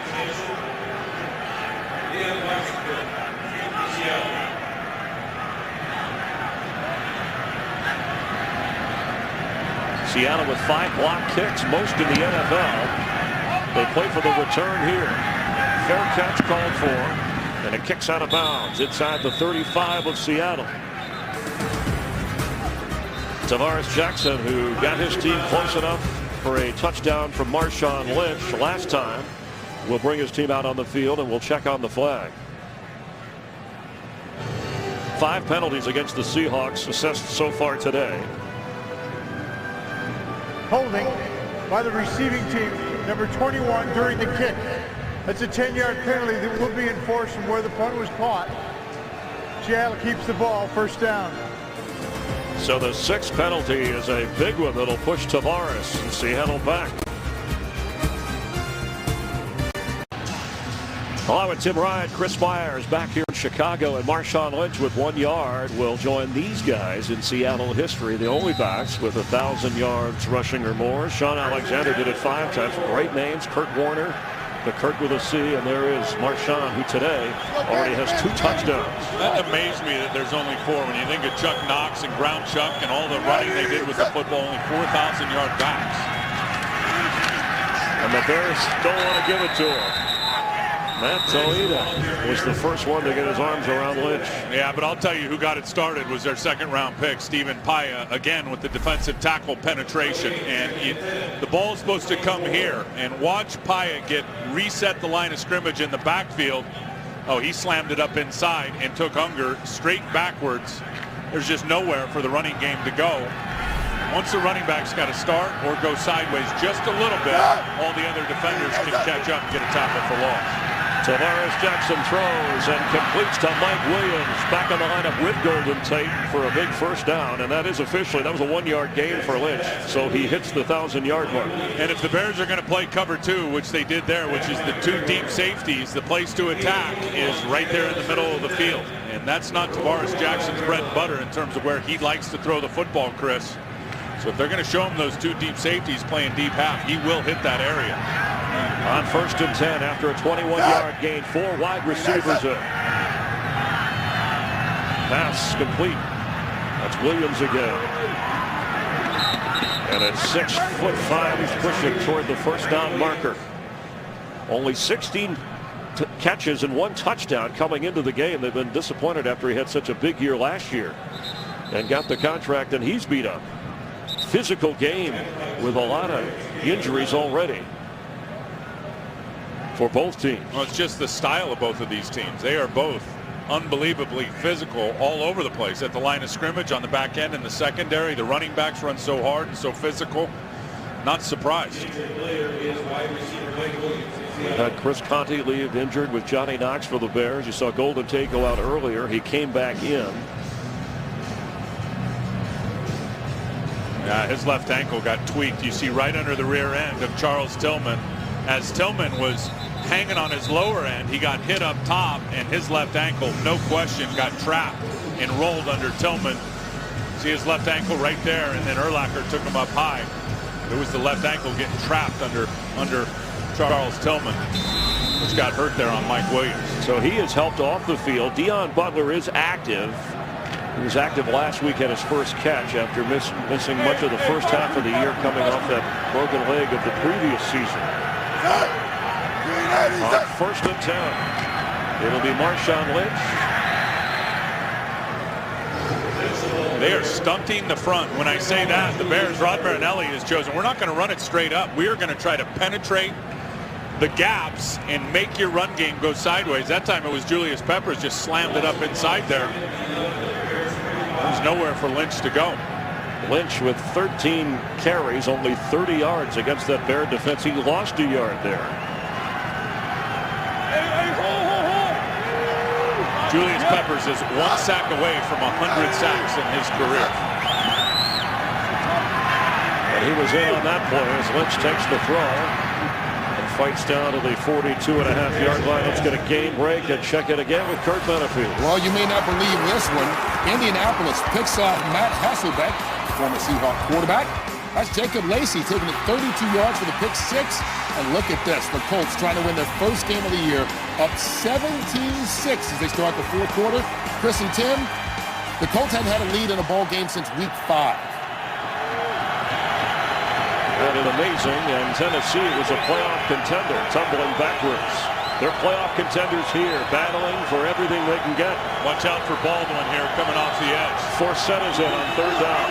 They have nobody covering Baldwin except this off player. And Justin Forsett got the ball, but Urlacher didn't let him get the first down. An unusual call. Especially at this area of the field. I like what Brian Urlacher said. Doesn't matter who the quarterback is for the Bears, and that's when Jay Cutler was in there. We know as a defense we have to do the job, especially at home. They have scored a defensive touchdown, as have the Seahawks. John Ryan, the bunt, and Earl Bennett standing at his 10, waiting for the fair catch. 6:10 to go here in the third quarter. The Bears will have the football, trailing by 7. We're checking on Brian Urlacher. He appears to be okay, and he told us that his words for Caleb Haney, hey, it's not all on your shoulders. Special teams defense will help you out. And Bell carries on 1st and 10 for Haney in the offense. 6 minutes to go. Seahawks leading by 7. Well, listen, this offense has played good with the exception of a couple of miscues. And, you know, obviously the touchdown and Caleb Haney, the defensive touchdown by Seattle running right into the face of the pass rusher, is the one that they will look back on. But besides that, they've been able to run the ball with some pretty good success. And see if Caleb Haney can do some things, throw him from the pocket this half, because Seattle, I promise you, is going to do their best to keep him in there. 3 turnovers by the Chicago offense. Haney completes. There's a flag. Kellen Davis could not hold on. Clemens is saying that someone held him out here on the edge. Kellen Davis holding his side. Ed Hockley checking. Holding, offense, number 73. Half the distance to the goal. Repeat, second down. And that's Mike Williams being taken away on the cart to the locker room You see his left shoe is off, and that's that left ankle that got trapped under Tillman. After the penalty, the Bears at the 7-yard line. I'll tell you who Pete Carroll is excited about is Lockett, a receiver they just promoted off the practice squad. So the guy doesn't know what he's doing yet, and he's inactive today, but every bit of 6'3", runs a 4.2 40. They're super excited about the upside of that young receiver. A track star from Fort Valley State. On 2nd and 14. Haney running. Gets out across the 15-yard line. Chased by Raheem Brock. 4th run for Caleb Haney today. Well, and Raheem Brock tried to keep contained on that play and keep Caleb Haney in the pocket, but Khalil Bell just chopped him down. You're going to see as Khalil Bell comes out on the protection here. Watch him chop the outside leg right there of Raheem Brock. Caleb Haney escapes to run. There's just nobody open to throw the ball to. Impressed with Khalil Bell 57 today. now. On 3rd down and 6, Bell getting a lot more work. You guys got 57. 180. A little bit high and incomplete for Dane Satzebacher. It'll be 4th down for Chicago. Yeah, he just flipped that. His footwork wasn't good if you watch Haney, because the ball just came out early and had too much air on it. If he would have set his feet and really drove it on a good line drive to the right spot, that would have been a nice easy completion for a 1st down. Leon Washington looking for his first return touchdown this year. Poplash standing at his own 2.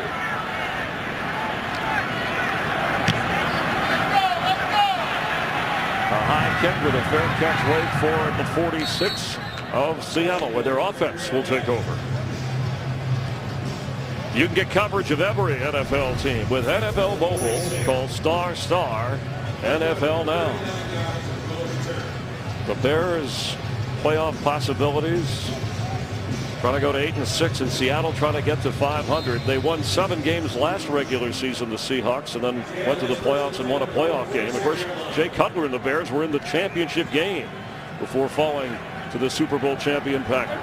I'll tell you what a disaster starting 7-3 if you're the Bears and you don't make the postseason, because the numbers say you absolutely should.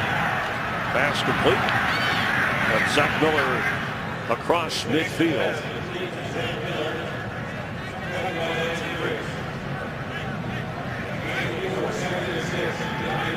Seattle started out 2-6. And look at that. I mean, 2-6, 0% chance. Seattle's obviously on the fringe, but do have an opportunity. 7-3, 83% chance you make the postseason. Well, Brian Urlacher That's what Chicago started. He said we're a different team. Without Cutler and Forte, we lost our 2 best players. Marshawn Lynch, and the Bears have him figured out. Greg Stelz up from the safety spot.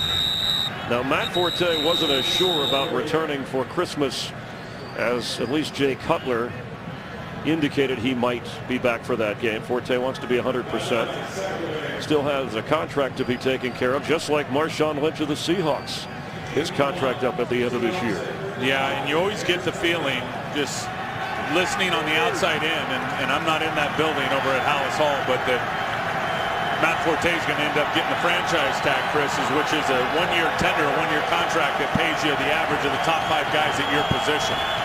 Bears defense facing an important 3rd and 5. They got back for Golden Tate, and Jennings had his hands all over it. Looked like Jennings just never turned his head to try to locate the ball.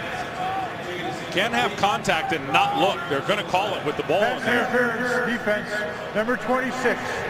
The ball is placed at the spot of the foul. 1st down.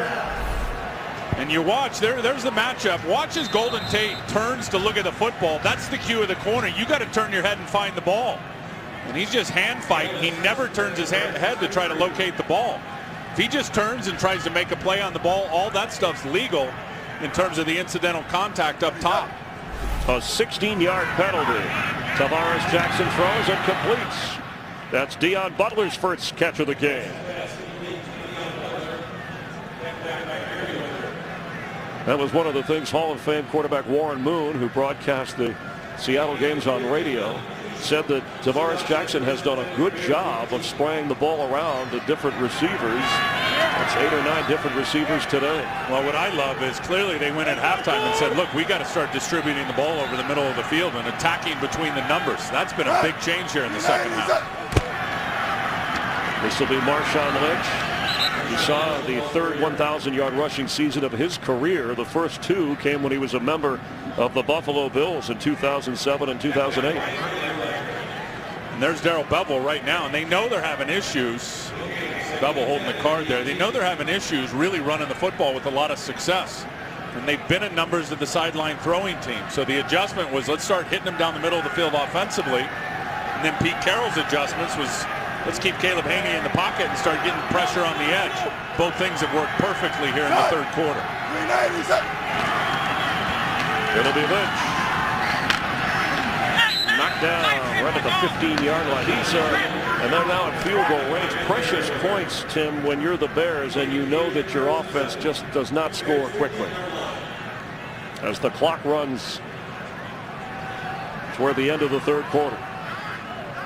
Lynch with 34 yards rushing today, 2 scores on the ground. What a dominant third quarter. I mean, listen, 220 yards of total offense for Seattle in this game.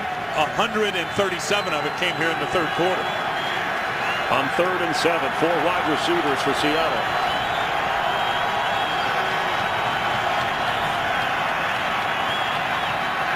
Jackson for the end zone, incomplete. And there's a flag down on the other side of the field.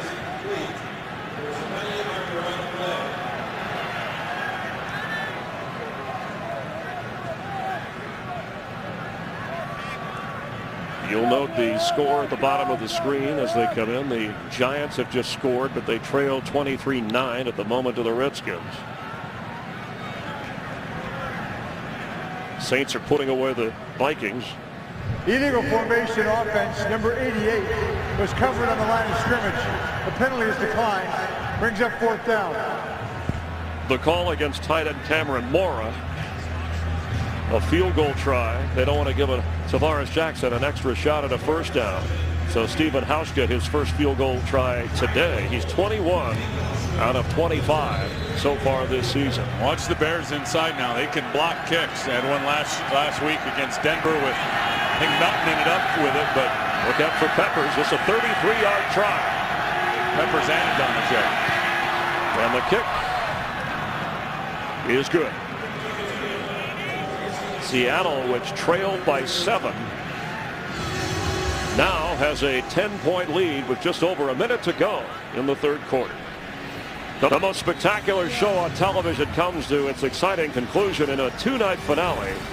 The X Factor will deliver. The final 3 will face off live for your vote and find out who wins the biggest prize in TV history, a $5 million recording contract. The X Factor. It's a 2-night season finale, and the first part of that you'll see Wednesday on Fox. The Bears and Seahawks familiar with each other. Seattle got the regular season win last year in October on this field, and then the Bears avenged that with a playoff victory. And Chicago going to try and dig out of a 10-point deficit. And Devin Hester, the kind of guy that can help out. He hasn't caught a pass, and he's been in and out on kickoff and punt returns. Yeah, because of that bad ankle that he tweaked last Thursday in practice. You mentioned trying to come back from 10, and you said it earlier. Without their 2 best players, probably on the team, Forte and Cutler, Chris, is going to be a tall order. And the way the Seattle defense is playing, ball off the tee there. It's just a slight breeze. This is really, although it was cold for me, nice weather for Chicago. You were freezing down there. I'm not used to this. You know me. I had to take Jamie Maggio's parka away. That's a slight breeze. Yeah, in Chicago, that's a slight breeze, right? Anywhere else, of course, if it continues to fall off the tee there, the league rule is you have to because that's twice. Here comes Doug Baldwin, who does everything. He did in the win against the Rams with a blocked kick and a catch and a touchdown. I'll tell you, just one of those guys in the rookie class for Seattle. They nailed it with those rookies in terms of their impact on this team this year. John Schneider, the GM, and all the scouts and personnel people, really good work. And an excellent kick. So the Bears out to the 20. Let's get a game break again. Here's Kurt Menefee. Well, during their 19-game win streak, the Packers hadn't trailed in the fourth quarter, not once, until today. Kansas City doing it. Kyle Orton hooking up with Leonard Pope out of bounds the 1-yard line. He settled for a field goal, but Kansas City still with the lead, 12-7, trying to hand the Packers their first defeat of the season. Here's some Tim. All right, thank you. Next week, we talk about Jay Cutler hoping to be able to play on Christmas night when the Bears face the Packers. 180! As Khalil Bell carries, and it should be noted, remember the Bears put in a claim for Kyle Orton when he became available. They just, because of the order, was taken by Kansas City, so that's when they signed Josh McCown, who is the backup today for Caleb Haney. And I asked Josh before the game, I said, are you going to have any chance of playing? He said, I didn't have one rep all week, so I don't anticipate playing unless something happens to Caleb. But the good thing about Josh McCown is he knows Mike Martz's offense. And being with Mike Martz in Detroit as the quarterback there, Josh knows what he's doing within the scheme. Haney from the pocket to Bell. Grabbed around the ankle and short of the first down. Cam Chancellor. Those safeties for Seattle have had a big day. Earl Thomas with a fumble recovery and an interception. And Chancellor delivering some of the key hits. The third quarter belongs to the Seahawks as they build a 10-point advantage. 24-14 here in Chicago. Fox NFL Sunday continues after a break from your local Fox station. Sim Ryan, Chris Myers here as we start the fourth quarter in Chicago. Desperate for a win, trying to end a 3-game losing skid. Seahawks came in winning 4 of their last 5. On 3rd and 2. Haney is going to go down in the arms of Chris Clemens. And on a 3rd and 2, as well as the Bears had been running the football. Well, and watch this, as he is such a good speed rusher, but it's an inside move by Chris Clemens because he can threaten the edge, and Big Webb knows about it, says, oh no, man, I can't let this guy beat me around the corner, and then he opens the door to the inside. What a terrific counter move by Chris Clemens. This guy is one of the elite pass rushers in the NFC as a defensive end, weighing about 255 pounds. He's got 10 sacks. Podlish. Leon Washington. There was no fair catch. He stood there as if he had caught one. And what a play by the punter, Adam Podlesher. Leon Washington would have been in the end zone. It was a nifty move by Washington. It was almost like a statue, but he never waved his hand for the fair catch. A 35-yard return. Washington returned the ball. One of the great ones, and has been as a return guy. Look at the move inside. Now watch this cut and vision to get to the outside. And Podlish able to turn on the juice and get him out of bounds, or that's 6 points. Well, you just feel like the air has been sucked right out of the Chicago Bears in the second half of this game in all phases of the game here. Yeah, the Red Bryant returned for the touchdown. It was a killer. And now the Bears defense is going to have to make a play somehow, some way. Tavares Jackson's throw toward Golden Tate. He's out of bounds. Golden can't believe it. He's like, what are you talking about? I caught that. Pete Carroll made a good point on Golden Tate. I was talking to Pete during the week, and he said this guy has been kind of a slow starter this year because even when he was at Notre Dame, he never participated in spring football, Chris. So his football development has been lacking. And the reason he never participated is because he played baseball for Notre Dame. And you couple that with the fact that they had the lockout and really no off-season work. He said all of that combined slowed the start to this guy's season in terms of his development. Yeah, he was actually drafted by the Colorado Rockies, Golden Tate. And we have a challenge on that last play, and we will check it out. You were saying... Seattle was challenging the ruling on the field that the pass was incomplete. They lost one challenge earlier, so if they miss this one, they're done for today. On Fox is sponsored by K Jewelers. Every kiss begins with K. By Visa. More fans go with Visa. And by Chevrolet and their award-winning cars, trucks, and crossovers. And Hockley reviewing the ruling on the field is no catch for Golden Tate. The Seahawks have challenged, saying we think it is a catch. And I think they're going to win it. And you're going to see the left knee by Golden Tate is down right there. And he finishes the process of the catch without the ball ever moving. This is going to be a catch, and it's going to be overturned. The runner's knee hit inbounds before he went out of bounds. Therefore, the pass was complete at the 18-yard line. The clock is correct. That is Seattle's last challenge. They've used both. No timeouts or charge. And here's another look at it. And this is why Golden Tate, I told you, was shocked when the official over on the side see knee down. Now here's the key, that as he slams into the ground, the ball never moves. He pins it to his chest. There's no movement of the ball. You see the line judge standing over there saying, no way. Golden Tate sitting back like, no. I caught that ball, and he did. Good challenge by Pete. And worth it because Seattle has a 1st and 10. It's in the air. Cameron Moore has it. I'm sorry, Zach Miller has that reception tipped away in his own hands. And it'll be 2nd down. He stayed with it. Dangerous throw. Very dangerous and a lot of traffic, but outstanding concentration by Zach Miller, because that's not a good throw, and he tips it up to himself and is able to pull it down. About 6 black jerseys around him. All right, 3 blue jerseys. And 3 receivers here with no Mike Williams. He's out injured. Tavares and dropped Anthony McCoy, the backup tight end. And there's the dichotomy I just talked about, with perfect concentration by one tight end, lack of concentration by the other, because that was executed perfectly by the quarterback. Getting out on the edge, going to fake the handoff, going to nake it out. Nobody in front of him except his receiver, perfectly thrown. McCoy can't hang on. On 3rd and 4, Bears trying to keep it a 2-score difference. Their defense on the spot once again.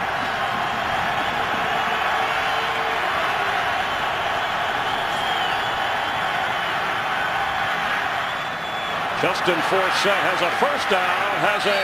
Goes out of bounds. No touchdown. Close near the goal line.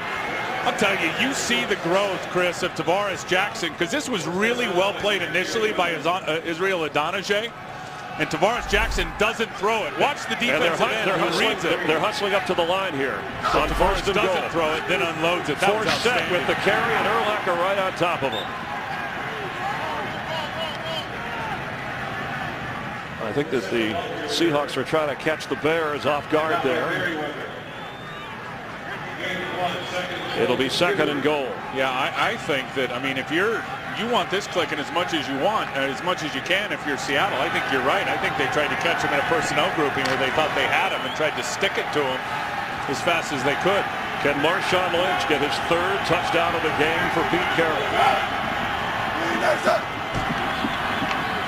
Tavares Jackson, end zone, touchdown, Michael Robinson from the fullback spot into the end zone.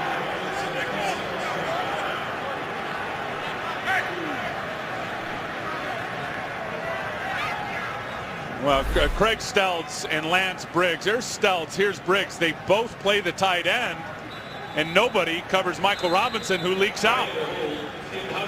See, they both got stuck on the tight end, and one of them, that's a busted coverage. One of them was supposed to get out there with the fullback, Michael Robinson. Nobody covered him. Great play call and execution by the Seahawks. And with Hauschka's extra point, it's now 31-14 with just over 12.5 minutes to go. And for Michael Robinson, the former Penn State quarterback, it's his 1st career receiving touchdown. Brian Urlacher told us we're a different team than that team in the championship game. At one time, 7-3, but without Cutler, without Forte, coming back from 31-14 may be difficult. And what's interesting is they busted coverages now in key spots the last couple weeks down in with their backs against the goal line. Unusual for a Bears defense. The up kick, Matt Spaeth Reserve tight end has it for Chicago. They'll have good field position. But they're running out of time, not only in this game, but in their season. This game is sponsored by Chevrolet and their award-winning cars, trucks, and crossovers. Khalil Bell the back at 1st and 10 Bears. 180! 100!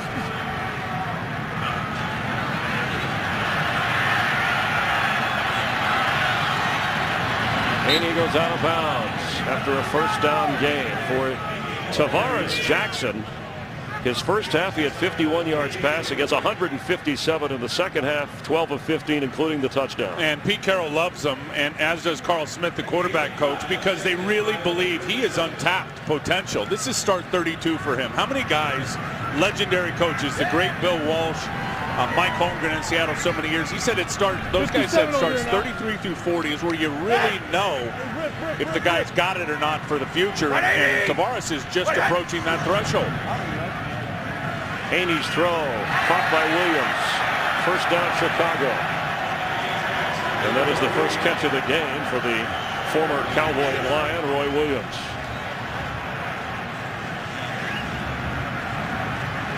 You would think after a gain of 9 that they'd be in a little bit more of a hurry here. Here's the problem. They don't have a lot of no huddle unless it's a 2-minute situation. All these plays, and I think it's a big problem with their offense, is everything that's called in the huddle is locked. There's no check with me's, audible system at the line of scrimmage for the quarterback, and certainly not a lot of hurry up other than in the 2-minute. Haney just throws that out of bounds, and it's outside the numbers, chased by K.J. Wright, part of that rookie class of the Seahawks that you talked about that's producing. And there's Mike Martz, the offensive coordinator. Interesting as he spends a lot of his time now up in the press box. We've always known Mike Martz as a guy down on the sideline, liking to watch the game from that perspective. But their offense, he really feels like his system, his offense, the greatest show on turf from the late 90s with the Rams, has got answers to everything the defense does. So much of this league now, Chris, is quarterbacks making play calls and adjustments at the line of scrimmage. And Haney's going to go down, and Chris Clemens is there. And there's a good example of it right here. I mean, they got pressure dialed up, and this is a long developing play. Look at, they're sending a corner. They got a 6-man pressure going, and Caleb Haney is sitting there waiting for his receiver to make his break. Clemens comes inside. Caleb Haney is just sitting there, and I promise you from watching up here, the receiver, Chris, still had his back turned to the quarterback. Second sack of the game for Clemens, third for the Seattle defense on 3rd and 16. 180! 100! He goes down again. Raheem Brock. Back-to-back sacks bury the Bears. And Pete Carroll is just dialing up the pressures now. Raheem Brock ends up getting it up here, but they're going to send pressure from this side, and Caleb Haney's got nowhere to come with the ball. Look at, here comes Atari Bigby. One step in hedge, and that's what I'm talking about with how many guys do we know now at the line of scrimmage, quarterbacks that come up, they recognize the pressure. What do? They audible to a short, quick pass. Seen none of that, and the Bears frankly have none of it in their offense. Leon Washington waving everybody away, and the Bears down it. A poor kick at the 40. And a little early Christmas present for the Seahawk defense. Christmas a week from today. Seattle working on its 7th victory of the year.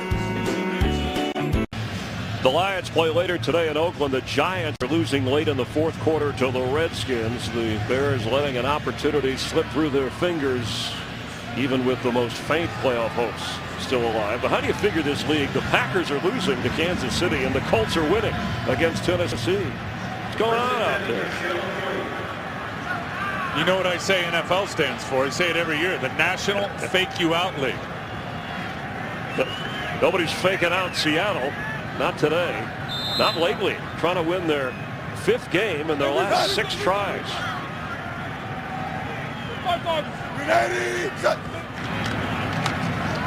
This is Marshawn Lynch. And the Bears are all over it. Lance Briggs And the ball's out, and it looks like the Bears were the first one to it. The official saying it's down. But it's challengeable It was if you... ruled down before the ball came out. Second down.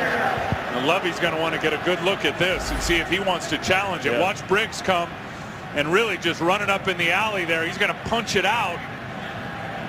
Try and do there with his left arm.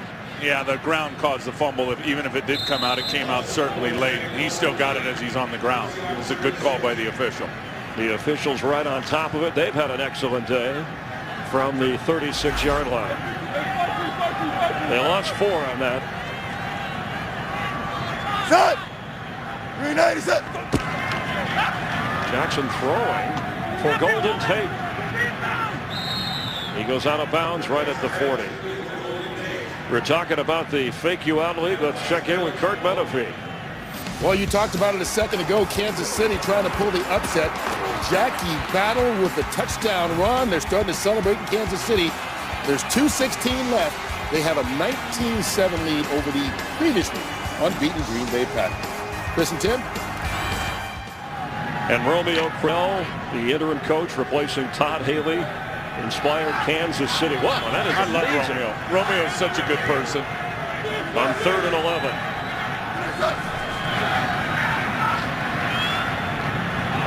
Across midfield, and Zach Miller makes the catch for a Seattle first down. I'm telling you, the halftime adjustments were just out of sight for Pete Carroll and his coaching staff, and hitting Chicago and changing up their plan. See, that's what I love about Pete and his staff is it's not all about what's on the play card coming in. It's about adjusting on the fly during the game and having the ability to adjust your game plan on both sides of the ball. And it's clear they've done that here today. 4 catches for Zach Miller today. Set. 390 set. And the adjusting continues as he rolls and completes to Butler at the 45, going out of bounds. We mentioned the playoff possibilities for both of these teams, although they would need to win and get help. Here's how it stands at the moment. Packers, as you saw in Kurt Menefee's update, losing. The 49ers play Monday night against the Steelers. The Saints are winning big in Minnesota. Atlanta won on Thursday night, and the Lions play later. The Giants tumbling backwards after Dallas won last night. I'll tell you, San Francisco, no matter what happens against Pittsburgh tomorrow night, they're going to have their hands full with the Seattle team next week. And there goes Marshawn Lynch. It took 4 or 5 Bears to eventually bring him down at the 33-yard line. Clock continuing to run.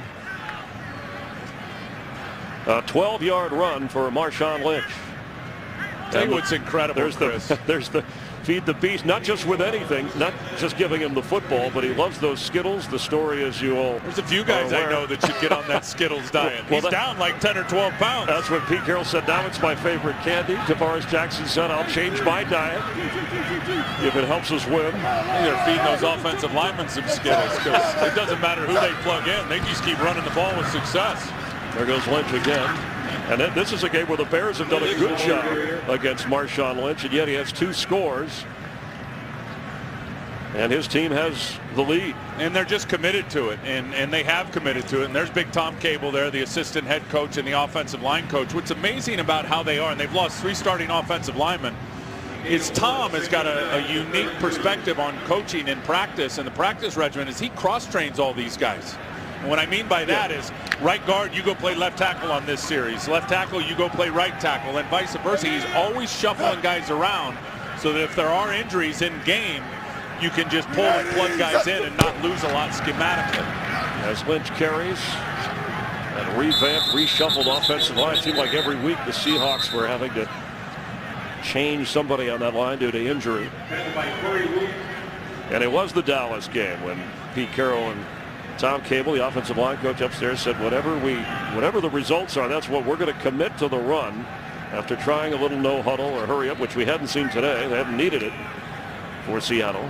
But in his second year, he already exceeded expectations with a playoff win in his first year back in the NFL. And now Pete Carroll can match the win total, at least regular season win total, of last year with a win today. Leon Washington checks in. And gets inside the 30 before he gets knocked back. I mentioned the Skittles story with Marshawn Lynch. You know, in Seattle, they throw the candy on the field in the end zone when he gets in there. His mom gave him Skittles when he was a kid. He feels it's an energy kick. Well, the people with Skittles candy have offered him a dispenser. Derek Coleman of the Bears has one. They said, we'll put in your locker 24 to match your jersey, 24 months of Skittles, free supply for you and all of your friends. He's cashing in, and hopefully that he'll cash in on a contract when the time comes. He certainly deserves it.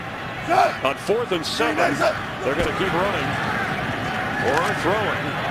And he was wide open. Ben Obamadu. Just a little too long. Well, he overthrew him, but that's part of the development of Tavares Jackson in terms of getting him open, just with some little subtleties, which you see the great ones do, the Drew Breeses, the Tom Bradys, and controlling safeties with their eyes. And this is the guy that you need to get moving a little bit to the middle of the field so you can get some clear out, and look at how he does that.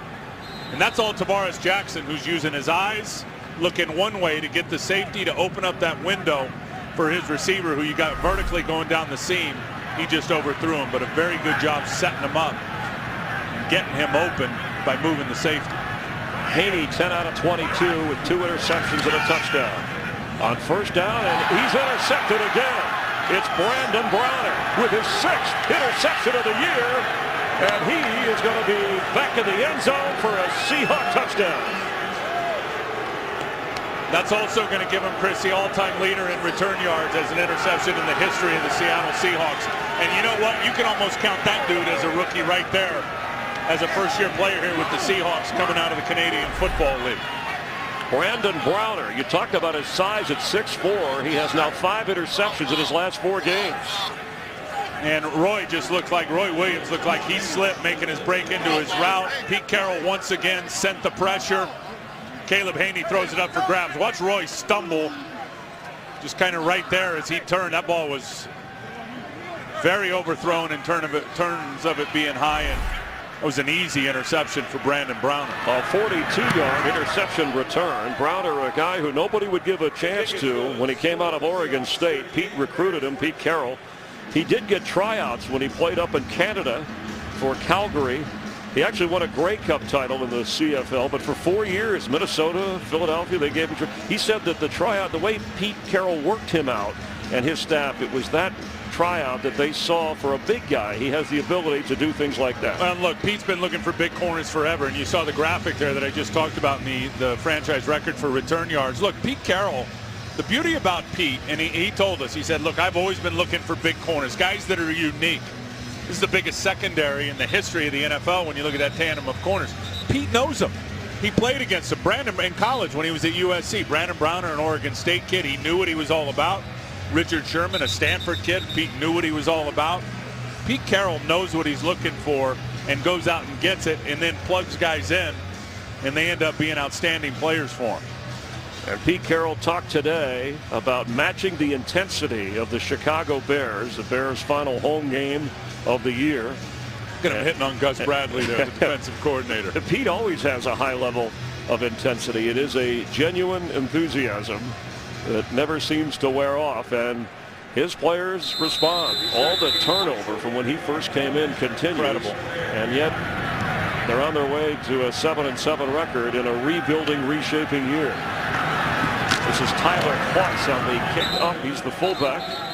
What a tale of two halves, huh? Caleb Haney, and you know, first half moving, making plays, busting, containing the defense, getting outside, running for first downs. Look at this one. And then the halftime adjustment where they're going to start getting after him, and this was right away the huge momentum changer. That really turned the game around, period. And Josh McCown is coming in to play quarterback for the Bears. Picked up after the injury, as Caleb Haney said, it's his goal to be a starter in the NFL, his dream to play, but tough times are what you have to go through when you're in the big time. McCown. Oh, Webb just grabbed Chris Clemens and ripped him around the neck. And there's the flag. Clemens was on his way to another sack.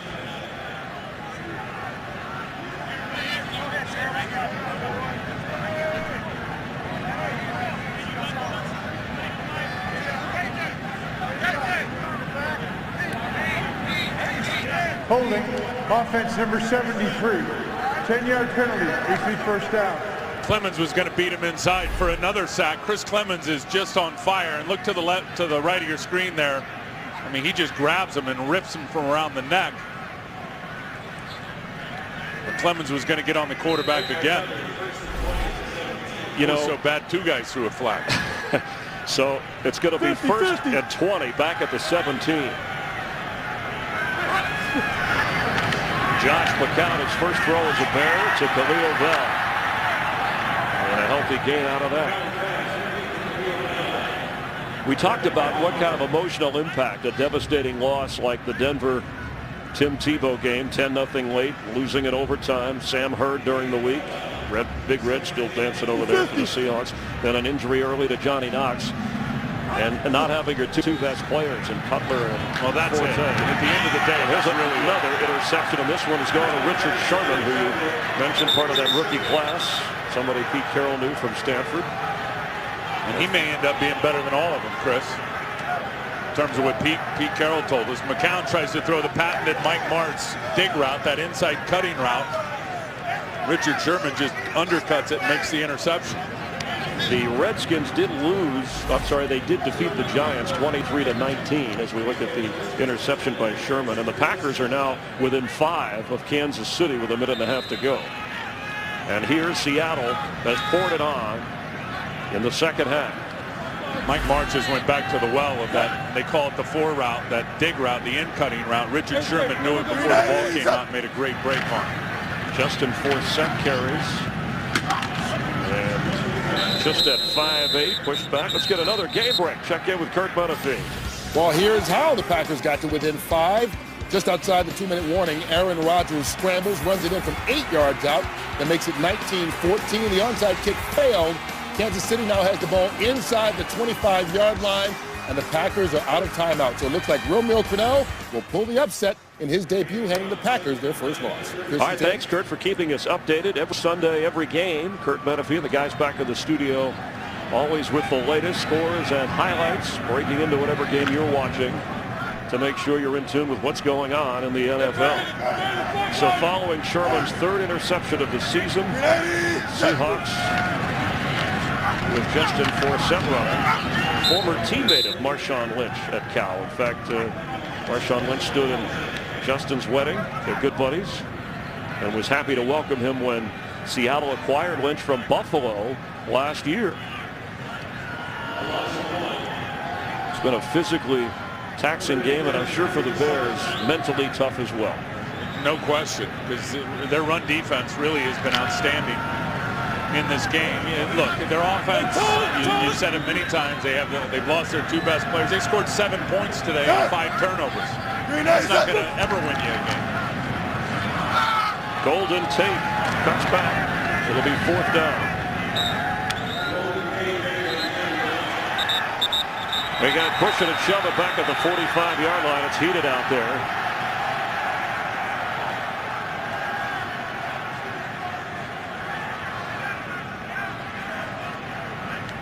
I'm telling you, nobody wants to play the Seattle Seahawks right now, as they're going to get their 5th win in 6 games here. Lance Briggs limping over to the sideline, and the Packers have lost 19-14 Kansas City, and Romeo Crennel in his first game as the Chiefs head coach. And Indianapolis wins, ironically, within minutes on the same day the Colts get their first win of the year, beating Tennessee. But here it's all about Pete Carroll and the Seahawks leading the Bears with 2 minutes to go. An impressive performance on the road for Pete Carroll and the Seahawks. They'll go to 7-7, matching their win total of last year before their playoff victory. And then they have the 49ers on Christmas Eve, and then on the road at Arizona as Leon Washington carries. You know, and at 7-7, the Giants lost today, so they're 7-7. Oh no! I mean, things could Bears will be work out. 7-7. Things could work out wild. Now, clearly on the tiebreaker over the Bears, having beaten them here today head-to-head. And that's what I was saying. Nobody wants to play the Seattle Seahawks right now, especially if San Francisco cannot get over the top of Pittsburgh tomorrow night, and they're in fear of losing that number 2 seed to the New Orleans Saints. Crazier things could happen, but Seattle could end up being the 6th seed, going to San Francisco in the opening week of the playoffs, playing them as the 3 seed. And you wonder if the Bears on Christmas night will bother pushing Cutler in that game, or Matt Forte, given their record, as Bell carries, as they fall to 7-7, and he stays in bounds when you needed him to go out of bounds. And there is a flag down. And you wonder about Mike Martz fitting in with Chicago, and if he'll be back next year. 12 men on the field by the defense. A penalty is declined. Brings up second down. You know, I don't know if he will or not. Speculation is he's got an opportunity to be possibly a head coach somewhere in college. There's Mike Martz right there. Look, they've lost their two best players. But really, ever since Martzy has been here, what are they on offense? I mean, are they a throwing offense? Are they a running offense? Are they a balanced offense? It's just, and I feel bad for Urlacher and Briggs, who are still great players, but because of their age, their window of opportunity is shrinking. And you just wonder long-term about this offense and really where they're headed to really play with and link up to what they are defensively, which is an outstanding defense. And the capability of being an outstanding defense continues with Urlacher and Briggs and Peppers. And you need to make sure you settle up with Matt Forte, whether he's franchised or you work his contract out, and hope for a healthy return at some point for Jay Cutler. Our producer today, Mike Burks. Director is Tom Yoli. Associate Director Brian Biederman. Broadcast Associate Matt Saldana. His father, Dave, helping us back in Los Angeles. Ty Yoli, who works with our production group. His birthday today. Happy birthday, What a way Ty. to spend your birthday. Not bad. A Chicago, an NFL game in Chicago in December. Also want to thank Scott Hagel of the Bears and Dave Pearson, Lane Gamble, and their staffs with the Seahawks for their help in helping us bring you this broadcast. Great optimism at one time with a 7-3 record, but injuries and tough competition has taken its toll on the Bears as Bell carries.